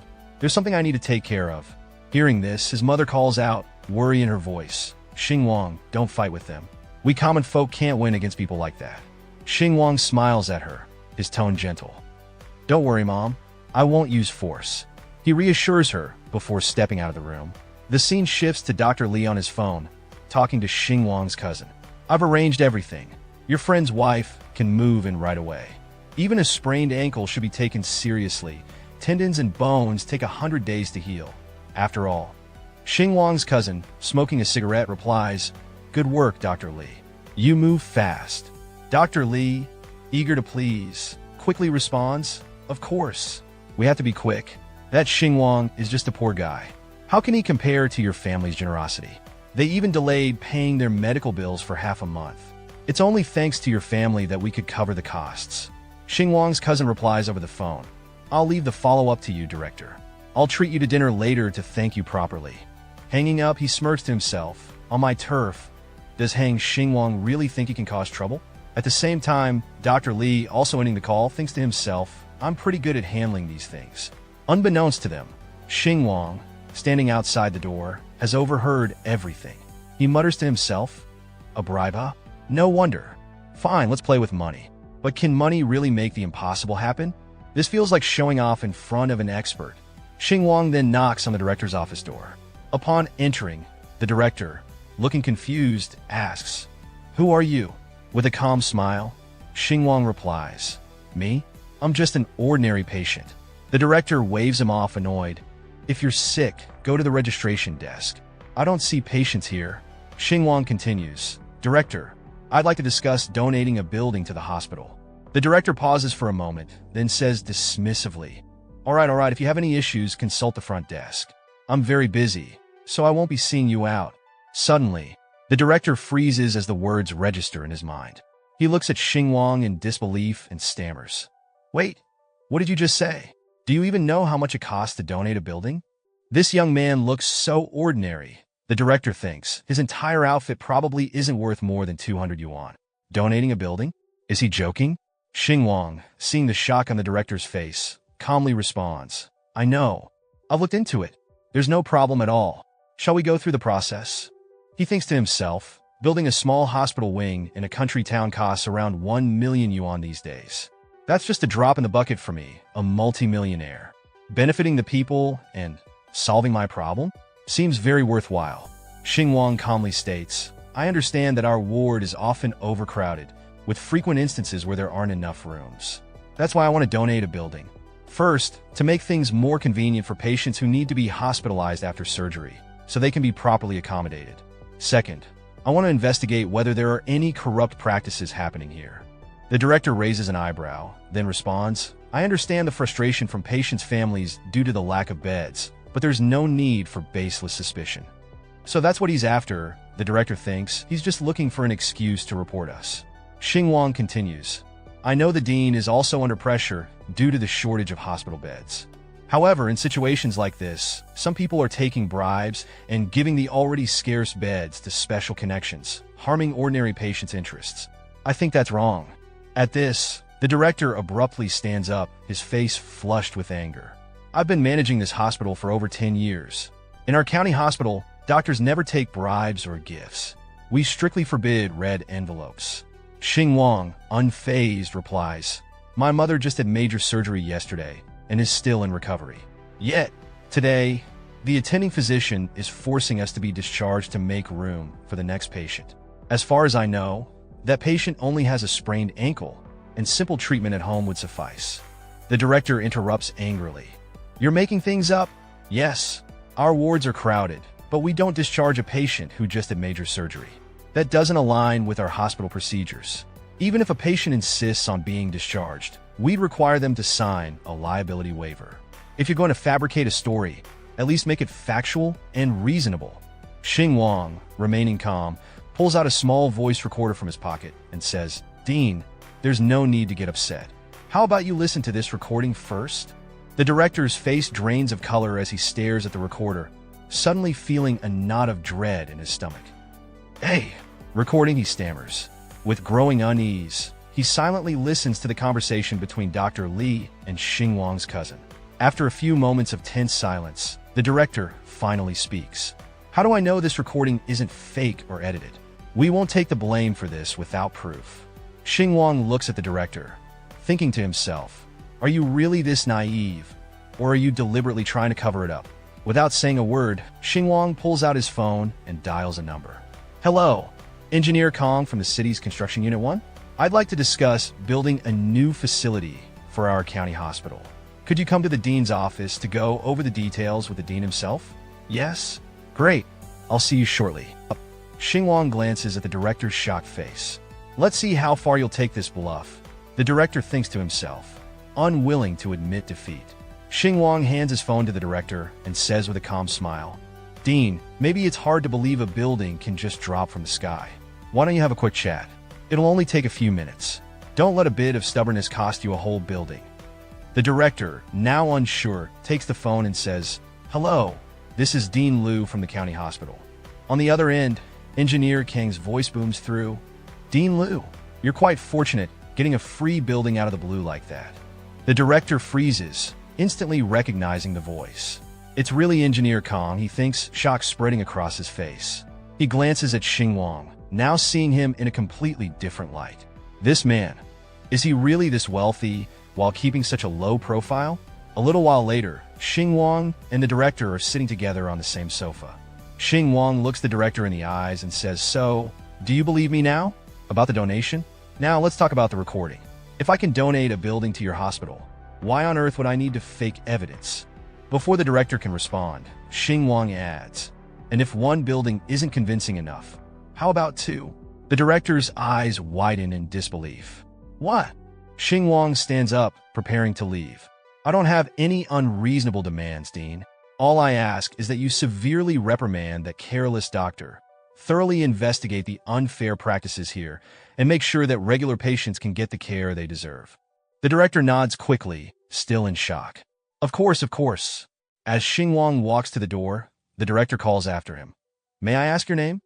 Without turning back, Xingwang simply replies, "I'm just an ordinary kid from a farming family, doing what's right for the people.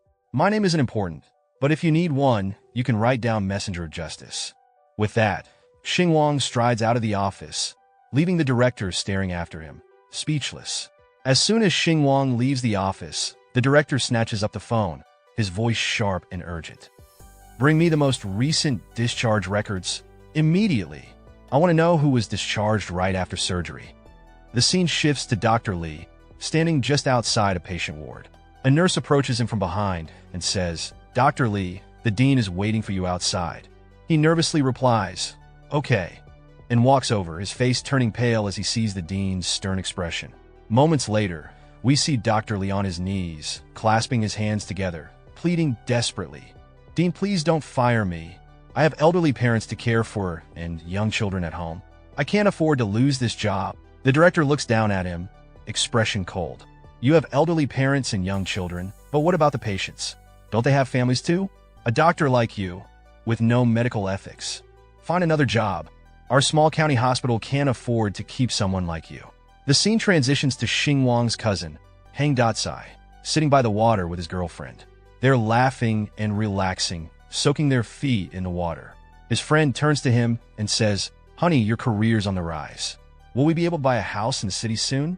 Hang Datsai, grinning smugly, replies, "Of course." Hang Datsai is suddenly interrupted by a man storming towards him, frustration evident on his face.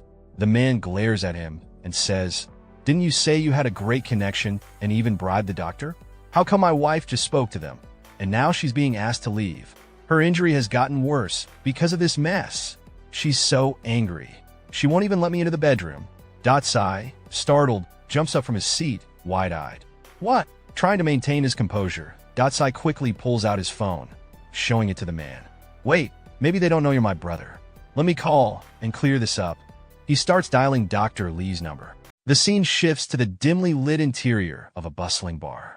Our protagonist's cousin, with a nervous grin plastered on his face, strides in holding a gift-wrapped box. Spotting a man lounging on a plush sofa surrounded by two stunning women, he places the gift on the table and clears his throat. "Mr. Zhao," he begins, voice dripping with forced politeness. "Didn't we agree that the road construction job would be subcontracted to me? You just sit back, relax, and collect your share." Mr. Zhao, a rotund man with a girl on each arm, barely acknowledges the words. One of the women giggles, twirling her hair like she's auditioning for a shampoo commercial. The cousin, undeterred, slides the gift closer and adds, "How about we adjust the percentage from 30% to 40%? Mr. Zhao glances at the box with disinterest, his expression as lively as a stone. Seeing no reaction, the cousin thinks, a greedy snake. He wants more money. "Fine, let's play." With a strained chuckle, he says, "Everyone knows this qualification review is just a formality. I'll find a shell company and go through the process again. No trouble for you, Mr. Zhao." But Mr. Zhao's eyes flash with irritation. Without warning, he swipes the gift off the table. "Who told you qualifications can be forged? You think a few lousy cigarettes will make me break the law? What do you take me for? A beggar?" The cousin awkwardly retrieves the fallen gift, stammering, "No, Mr. Zhao. That's not what I meant. Before he can finish, Zhao pointing his finger towards protagonist's cousin. "You think I'm playing hard to get? Huh? You dare insult me?" The cousin, now drenched in sweat, blurts out, "No, that's not what I meant, okay. 50%. I'll give you 50%. But this only fuels Zhao's rage. He jabs a finger in the cousin's direction and shouts, I treated you like a brother, and this is how you repay me? Get out of my sight. Out of nowhere, a burly bodyguard appears, grabs the cousin like a sack of potatoes, and tosses him out the door. Don't let Mr. Zhao see your face again. The bodyguard growls. Where did that guy even come from? The cousin wanders mid-flight, landing unceremoniously outside. Meanwhile, in a luxurious private room, the same Mr. Zhao undergoes a miraculous transformation. Gone is the fire-breathing dragon. In its place stands a meek lamb. Mr. Zhao, please come in. A black-suited man ushers him in with reverence. Inside, sitting comfortably on a high-backed chair, is Xingwang, our protagonist, exuding quiet authority. Mr. Zhao, now all smiles and bows, greets him nervously. Mr. Hang, thank you for waiting. On behalf of the townspeople, I deeply appreciate your funding for the road construction project. Xingwang watches the groveling man and thinks, profit-hungry hypocrite. With a sigh, he rubs his temples and says, Don't make it sound so noble. I'm not doing this for charity. My parents are old, and the bad roads make it hard for them to walk. If they twist an ankle, I'll have to deal with the headache. Then, fixing his sharp gaze on Mr. Zhao, Xingwang adds, This road won't deteriorate in less than a year again, will it? Mr. Zhao's face practically turns into a sweaty emoji as he panics. How could that happen? He stammers, his awkward expression betraying his inner monologue. I'm only here because you're filthy rich. Ugh. Moments later, trying to mask his unease, Mr. Zhao turns on his salesman charm. The road we build will definitely meet your expectations, he says with the enthusiasm of someone trying to sell a toaster that doesn't work. Xingwang, still unimpressed, delivers his verdict. Then I'll leave it all to you. I hope you won't disappoint me. Cue the system's grand entrance. System notification. Noble host. You've completed the task of building roads and houses in your hometown in just 2 days and 1 night. By spending money generously and showing high moral character, you've been rewarded with a bonus. Don't forget your humble beginnings and stay true to yourself forever. Xingwang leans back, gazing at the ceiling dramatically. So that's why the system's been quiet these past 2 days. It was cooking up something big, he thinks, feeling like a main character in a telenovela. Meanwhile, over at Xingwang's second uncle's yard, chaos is brewing. His childhood sweetheart storms in like a whirlwind, fury lighting up her face. She zeroes in on Hang Daka, who's chilling on the sofa, phone in hand, as if he's the king of the couch. Hang Daka, she snaps. You're lying here playing with your phone all day. No mopping, no washing. What are you, a decorative plant? Dada lazily looks up, giving her the kind of look that says, and what of it? But she's not letting him off that easily. If I'd known you were all talk and no action, I'd have chosen Hang Xingwang instead, she fumes. At least he's in the city, doing something with his life. That comment slices through Daka's pride like a hot knife through butter. His face scrunched up in indignation. What did you just say? She doesn't miss a beat, poking him in the chest like she's hitting a doorbell. I said you're useless. If I were you, I'd kneel before Mr. Zhao if that's what it took. You fooled me with your big talk, but you're just a lazy show-off. As she storms off, she tosses over her shoulder. I'm going to find Hang Xingwang. He grew up with me. But before she can finish, Daka springs up, grabbing her shirt to stop her mid-step. Stop right there, you shameless woman, he growls, pulling her back like she's a sack of potatoes. He throws her onto the ground with the grace of a cat tossing a toy mouse. Not earning a single penny, and you dare criticize me? Are you asking for a beating? The scene shifts to Xingwang parents, far away from this circus, blissfully unaware of the family drama brewing, and Xingwang's parents, who are in for a surprise of a lifetime. A man in a neat suit respectfully hands over some documents to them, his expression as polite as can be. Here are some details. You can look them over carefully later, he says with a bright smile. Xingwang's father takes the documents, but as he reads, his eyes widen to the size of dinner plates. This, he exclaims, clearly stunned. His wife, noticing his reaction, leans in, her curiosity piqued. What does it mean? She asks, her voice tinged with concern. Before Xingwang's father can explain, the construction worker steps in, practically glowing with enthusiasm. Let me explain briefly, he says, holding up a finger like he's about to drop the best news ever. This road construction will affect your property, requiring us to use just 1 square meter of your land. To express our apologies, we plan to build a house for you as compensation. What do you think? Is that acceptable?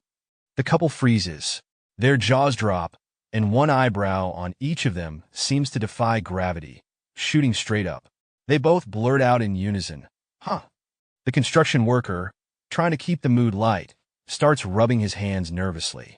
"If it's not acceptable," he says, his tone dripping with politeness, "we can also add some monetary compensation. What do you think?" Still too stunned to form coherent sentences, Xingwang's parents can only exchange looks, their thoughts racing. Since when has our village been this lucky? A whole house for just 1 square meter of land? And money too. Is this a dream? Finally, Xingwang's mother steps forward, her face softening into a gentle smile. "It's more than enough," she says, her voice calm, but her thoughts screaming. This is the jackpot of a lifetime. Meanwhile, Xingwang's father can't hold back his excitement any longer.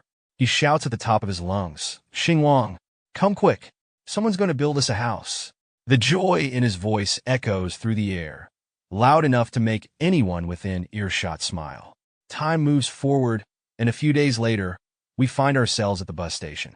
Xingwang stands before his parents, luggage in hand, ready to leave.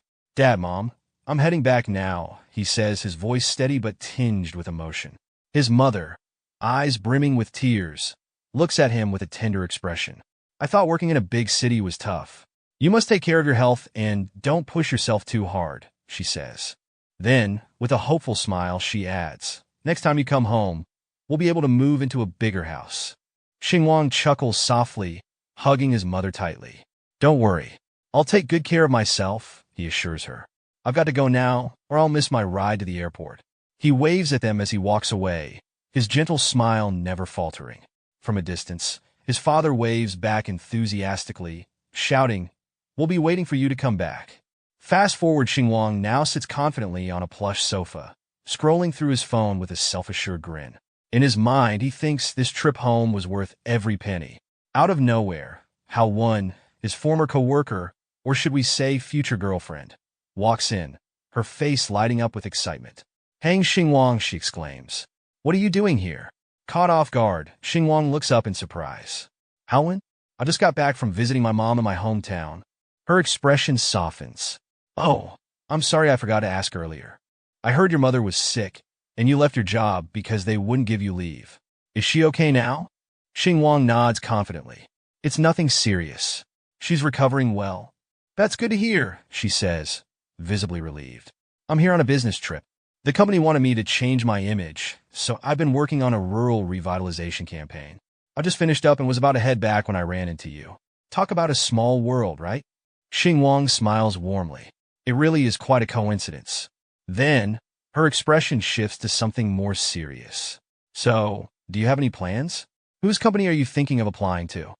Xingwang looks a bit surprised at the question, but Gao Wen quickly adds, "If it's inconvenient, you don't have to tell me." Regaining his composure, Xingwang replies confidently, "It's no secret. I don't plan on joining another company right now. I'm thinking of starting my own business." In his mind, though, a devilish grin forms. "I've even rented a building right across from my old company just to mess with my former boss." Unaware of his inner mischief, Gao Wen beams. "That's great. If you need anything, let me know. I know some amazing editors and photographers who won't break the bank." Just then her phone rings. She stands up, her tone turning playful. "Sorry, I need to take this call." As she walks away, Xingwang notices her tense expression while she talks on the phone. On the other end, her boss's grating voice barks, "Gao Wen, you've made some money and now think you're too important? How dare you ignore my messages? Get online right now and compete with Mia's team. They've been tagging you for half an hour." Frustrated, Gao Wen snaps back. "I told you an hour ago I'm about to board a plane. You said it was fine then." "Yeah, well, you haven't boarded yet, have you?" he sneers. "Just do it before you get on." Sweat rolls down her face as she protests. "The next flight isn't for 10 hours, and I might not even get a ticket. Plus, this is my rest time." Her boss laughs mockingly from his office, reclining in his chair with his feet on the table. "Rest time? In this industry? Don't make me laugh. You think the company supports you for nothing? If you miss the flight, just stream for 10 hours at the airport. Problem solved." Her patience snapping, Gao Wen fires back. I've already given the company more than enough. I've been the top ranker for 6 months straight. No one's supporting me for nothing. In his office, Shuei's boss lounges at his desk, a smug grin plastered across his face. A young woman enters silently and pours tea for him. Without even glancing at her, he eyes the steaming cup and says, "So what? Your contract is still with us. Until it's terminated, you do as I say." His hand moves somewhere suspiciously, inside her clothes, or maybe inside the girl's. Wait a second, is this guy pulling something shady? Focus, focus. Nothing weird is happening, right? I think I will leave the part as it is. I can't explain it to you guys anyway. And so, without missing a beat, he continues barking into the phone. Stop arguing and get online now. Say another word, and I'll consider it a breach of contract. Seriously, dude, could you be any creepier?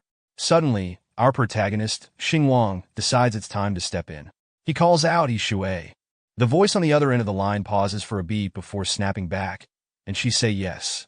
Realizing something's amiss, the boss growls. So you're with that Hang Xingwang guy? No wonder you're unavailable at the airport. My foot. You're probably naked in bed with him right now. Hearing that, Shuei's face flushes with anger. Stop spreading rumors. I already took photos of my round-trip ticket and sent them to the company chat as proof. The boss lets out a mocking laugh. Oh yeah? Then why don't you go live right now and prove it? Let's see if you're really at the airport or cozying up in bed. Annoyed beyond belief, Shui snaps, "You." Before she can say another word, Xingwang calmly takes the phone from her hand. "It's just a breach of contract fee, right?" he says smoothly. "How much?" "I'll pay it." The smugness in the boss's voice falters for a moment, but Xingwang isn't done. With a confident chuckle, he adds, "Oh, and by the way, this call is recorded. I have the right to sue you for defamation." Cue awkward silence on the other end. The boss might have bitten off more than he could chew this time. The boss, fuming, retorts, "Can you even afford the breach of contract fee? Stop acting rich." But before he can finish, our protagonist hangs up with a swift tap, leaving the boss glaring at his phone. "Damn it!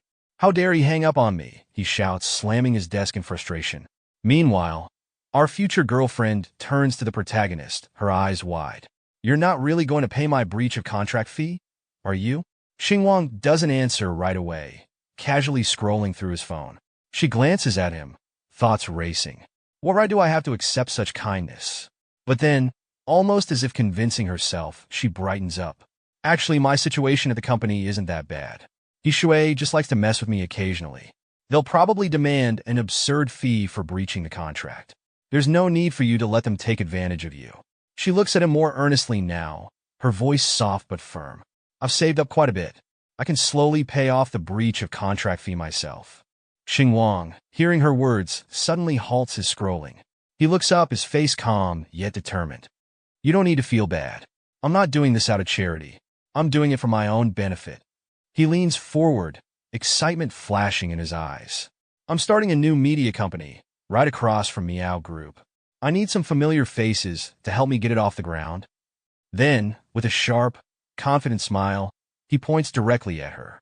"And what better way to make a name for myself than poaching their top talent?" Her eyes widen, her thoughts spiraling. "Starting a rival company? Right across the street? Hang Xingwang. Who even are you?" She think. Before she can say more, Xingwang lays out his offer. "Here's the deal. The salary package I can offer is a pure commission model. Half of your monthly earnings will go toward paying off the breach of contract fee.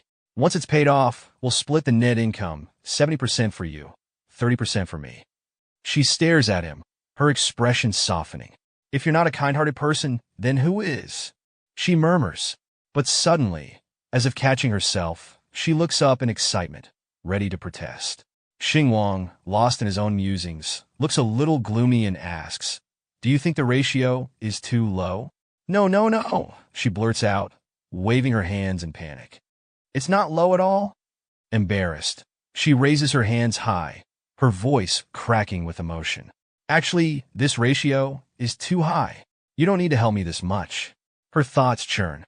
A typical live streaming company offering a 50% split would already be considered generous. And he's paying my breach of contract fee? Giving me 30% is only natural. Before she can spiral further into her thoughts, Xingwang snaps her back to reality. You're the only one in Meow Group who never looked down on me. You helped me when no one else would, and now it's my turn to return the favor. His confident smile grows warmer. Besides, I got a good eye for people. I know you'll have a bright future. I'm not just helping you. I'm asking you to help me make money. He waves his hand dismissively, as if the matter is already settled. I believe you'll bring me far more money than the breach of contract fee. Think of it as me just advancing your payment. She falls silent, staring at the floor, her heart heavy yet grateful. Clearly, you're throwing a lifeline to someone drowning, but you insist on making it sound like I'm doing you a favor. Finally, she looks up, her face glowing with a soft smile. Okay. The scene shifts to the Meow Group office building. Inside, our protagonist, Xingwang, and his future girlfriend, Gao Wen, stand confidently in front of her boss. The boss, sitting behind his desk, narrows his eyes and sneers. Gao Wen, do you really believe what a man says in bed when his mind is clouded with lust? If you trust him and bring him here, and he can't pay up, you'll be the one left in disgrace. Unfazed, Xingwang glances at him like he's nothing more than an ant. With a calm but firm tone, he says, stop wasting time. Call the legal department. I'm here today, specifically to terminate Gao Wen's contract. I don't have time to argue with you. The boss rises from his chair, his voice dripping with mockery. Do you even know how much Gao Wen is worth now? Can you afford her breach of contract fee? He steps closer to Xingwang, adding with a smirk, I heard you recently came into some money and are flush with cash. But he places a patronizing hand on Xingwang's shoulder and continues. When the poor suddenly get rich, they often lose themselves. As your former supervisor, let me remind you, sudden wealth is like a castle in the air. It can vanish in a flash, and when it does, you'll end up in debt, your life in ruins. Xingwang removes the hand from his shoulder with ease, his expression unchanging. Money is a renewable resource. The more you spend, the more you have. No need for you to worry about me. This time, Xingwang smirks and leans in slightly. The way you're losing your temper now. You're not scared I can actually pay this money, are you? The boss's confidence falters for a moment, and a bead of sweat forms on his brow. Snapping back into his usual arrogance, he scoffs. It's not my company. I'm not the one spending or earning money. What do I have to be afraid of? Xingwang places a dramatic hand on his face and sighs. He shui, having a little power and using it to oppress others. I'm genuinely worried about your future. Anger flashes in the boss's eyes. Xingwang, what are you so proud of? Don't forget, you used to be nothing but a dog under my command. Xingwang raises a single finger like a child making a point. With an awkward but deliberate tone, he replies, excuse me. I was a legally employed worker who signed a labor contract.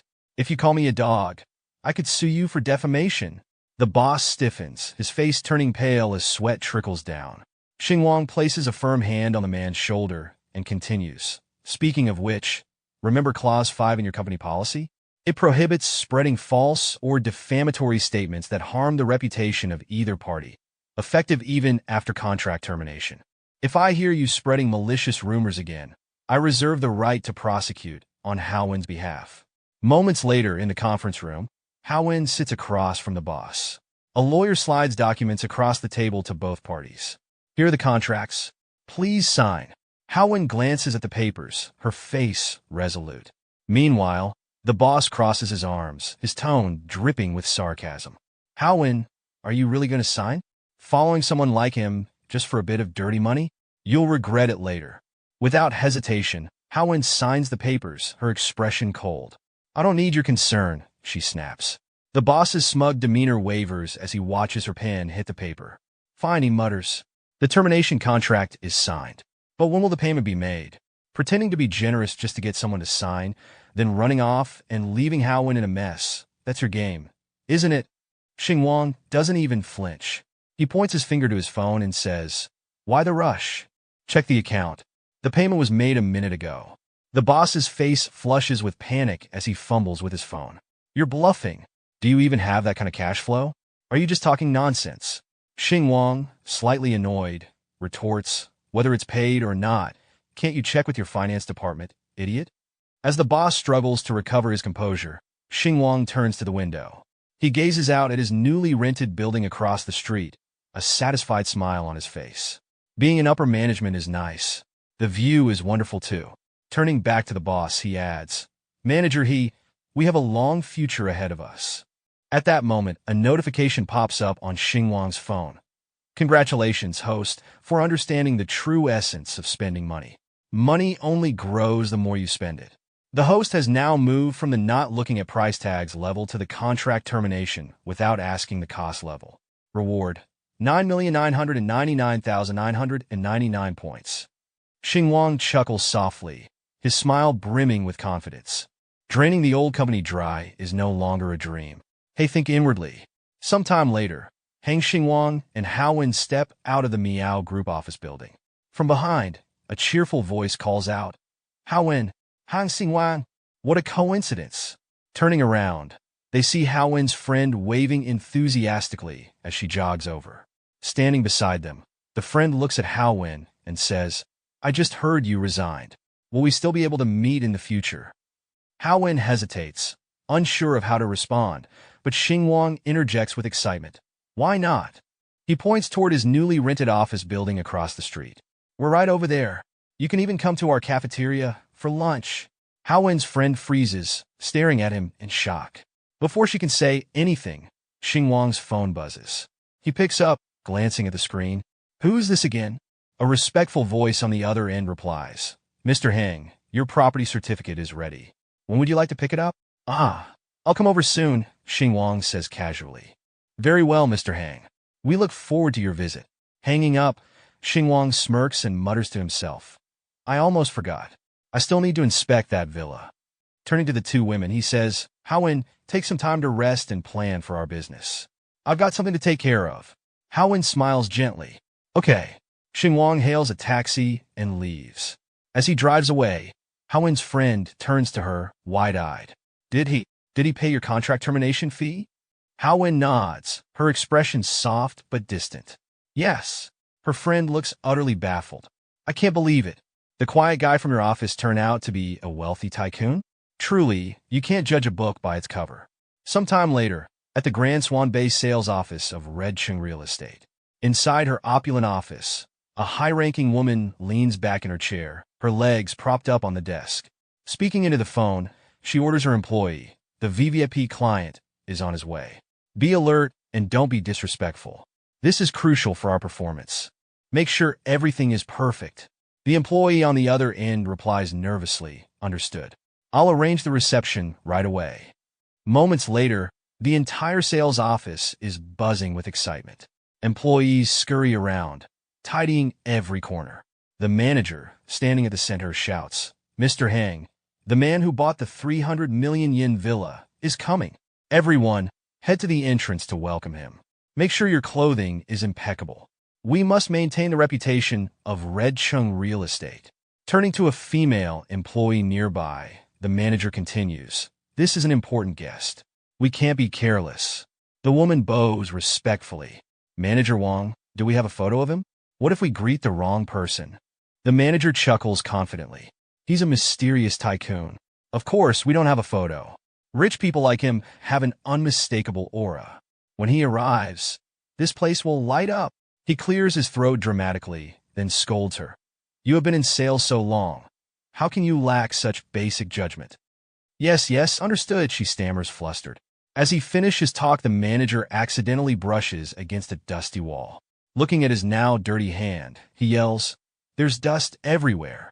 Clean it again. Not a single speck should remain. We must give the VVIP an excellent experience.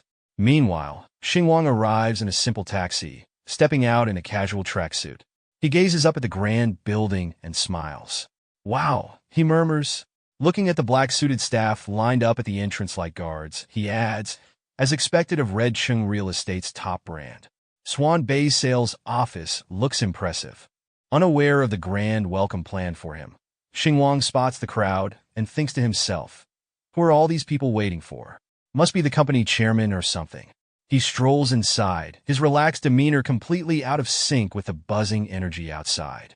Looking around the luxurious, yet eerily empty sales office, he muses, a big sales office with no one inside? Maybe everyone's outside waiting for someone. This promised villa sounds a bit suspicious. Approaching a 3D model of the villa area, he studies the landscaping and pools. Looks just like something out of a TV show. I wonder where my house will be. Xingwang casually inspecting the 3D model, still unaware of the woman standing behind him. Irene, the employee from earlier, approaches him with a gentle smile. Sir, what type of house would you like to see? I can show you around. Before Xingwang can reply, a voice calls out. Irene, come here for a moment. It's the manager. Irene walks over, and the manager, speaking in a low but firm voice, says, Didn't I say we're not receiving other clients right now? Why aren't you watching the entrance properly? But he's still a customer, Irene replies politely. The manager's expression darkens, and he points his finger at her. By my calculation, our VIP client should be here any moment now. Clear everyone else out. We can't have them feeling disrespected. Irene, sweating slightly, tries to reason with him. But that doesn't seem right. We didn't even post a notice. The manager cuts her off, shaking his head in frustration. Oh my, you're such a foolish girl. Then, turning his attention to Xingwang, he says confidently, Let me handle this. The manager scans Xingwang from head to toe with a disdainful expression, his salesman instincts kicking in. This guy probably doesn't even have 200 yuan to his name, he thinks. And he dares to walk into the Swan Bay office? He's in the way of our VIP client. I'll get rid of him quickly. He approaches Xingwang, who is still examining the model, and says from behind, Some people should know their place. If you can't afford it, don't waste people's time and emotions. If you're serious about buying, then make it quick.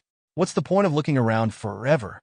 Xingwang, confused, turns to face him. Pointing at himself, he asks, Are you talking about me? The manager ignores the question and snaps at Irene. Irene, come here. There's dust everywhere. Clean it up quickly. What if our VIP guest questions our cleaning standards? Sweep it all up. Irene looks embarrassed, but before she can respond, Xingwang speaks up, his voice tinged with annoyance. How would I know if it's good for me if I don't take a proper look first? Is it suitable for me or not? The manager places his hands on his waist, his tone dripping with arrogance. Your whole appearance suggests you don't even have 200 yuan to your name. Do you know how much our houses cost? 300,000 yuan per square meter. Can you afford that? I was giving you a chance to leave gracefully. But since you insist on embarrassing yourself, don't blame me. Xingwang's expression hardens. The property management here doesn't seem very good. Judging people by their appearance? If that's how you treat potential buyers, I don't think these houses are worth such high prices. The manager smirks, crossing his arms. You're just bitter because you can't afford it. Suddenly, Xingwang's phone rings. He smiles as he answers. On the other end, the familiar voice of the woman from earlier greets him warmly. Mr. Hang, have you arrived at the sales office? If you have any questions, you can ask Manager Wang. Hearing her voice, the manager's smug expression falters. He freezes, the voice sounding eerily familiar. Xingwang, with a knowing grin, replies into the phone. Manager Wang? Oh, he just said I was embarrassing myself and not worthy of buying a house. I think I'll buy elsewhere. Let's cancel the transaction. On the other end of the line, the woman stands abruptly from her seat, her voice shaking. Mr. Hang, please have a seat. I'll be right there. She slams the hand down and mutters under her breath. This Manager Wang. Has he completely lost his mind? Without wasting another second, she rushes out of her office and heads straight for the Redqing real estate sales office. And she say to our protagonist, there must be some misunderstanding. Please wait, don't leave. Deputy General Manager Li Weining, leaving her office in a rush. A man in a sleek black suit opens the car door for her, and she steps inside. To the Swan Bay sales office. Quickly, she commands. The driver nods, smiling. Yes, ma'am. The car speeds off toward the sales office. Inside, Li Weining angrily dials her phone. Wang Sheng, what have you done? If this mysterious client gets offended, you'll be in serious trouble. Didn't I tell you to take good care of the VIP client? Did you even listen? On the other end of the line, Manager Wang forces a laugh, trying to sound unbothered. Li Weining fumes and mutters, this man is hopeless. Meanwhile, back at the sales office, Manager Wang shifts the blame. Turning to Irene, he scolds, I told you to clear out other clients, but you didn't listen. Now the rich client must be upset, thinking we're entertaining random people. Xingwang, still observing, thinks to himself with a frown. I thought he'd recognize his superior's voice, but apparently not. Wang's frustration boils over as he berates Irene. Lily, what's the point of being pretty if you can't do your job properly? Now that you've offended the VIP client, I might lose my job because of you. Irene, tears streaming down her face, kneels on the ground. Manager Wang, I was just doing my duty. Unmoved, Wang pushes Xingwang toward the exit. You poor nobody, I don't care what connections you have at Hongcheng. Not even the king can help you now. Get out of here. You're bad for business. At that moment, Li Weining arrives at the sales office, her commanding presence freezing everyone in their tracks. From behind Xingwang, Wang continues, Did you hear me? Get out. Then he turns and sees Li Weining. His tone changes immediately. Manager Li, you're here. Actually, what happened was, Li Weining doesn't even glance at him as she walks past. Wang assumes she's upset about Xingwang still being there, and thinks smugly, Manager Li must be furious about this poor kid loitering around. But to everyone's shock, Li Weining bows deeply in front of Xingwang and says respectfully, Mr. Heng, I am Li Weining, Deputy General Manager of Hongcheng Real Estate. Please call me Shaoli. She straightens up, looking flustered. I deeply apologize for your unsatisfactory experience. Manager Wang was disrespectful. Please forgive us.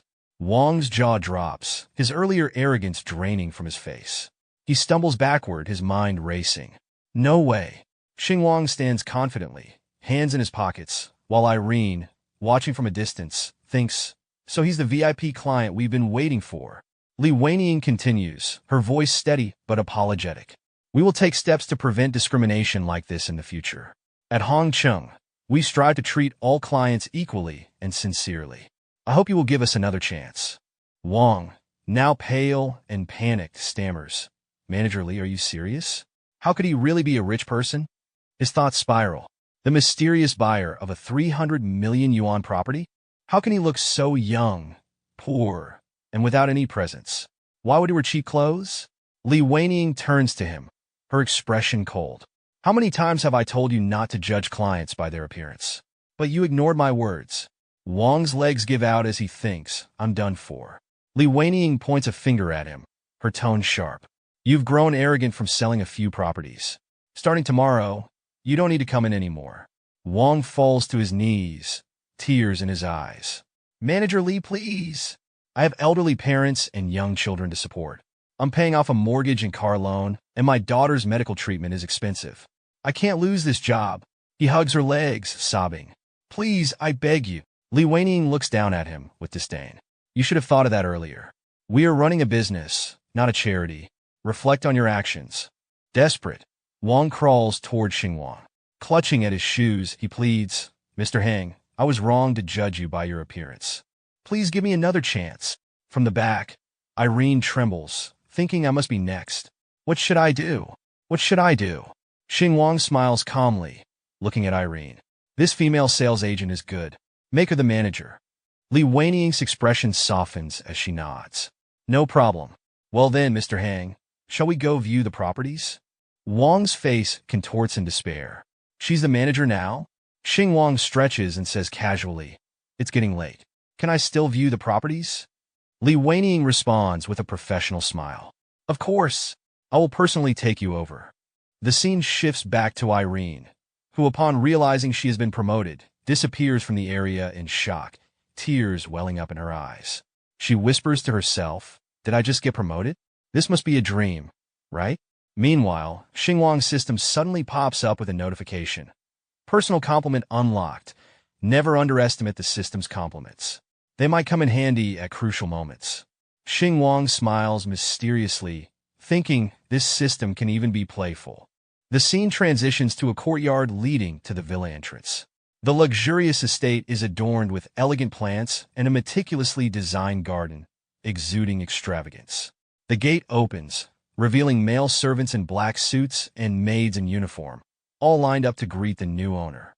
The general manager, Li Weining, gestures to them with pride. These are the villa butlers, responsible for your security and property management. The staff bows respectfully. Welcome to your new home, master. Walking beside Xingwang, Li Weining continues. Mr. Heng, please come in. We'll set up the automatic gate recognition system for you shortly. A butler hands Li some documents. She presents them to Xingwang.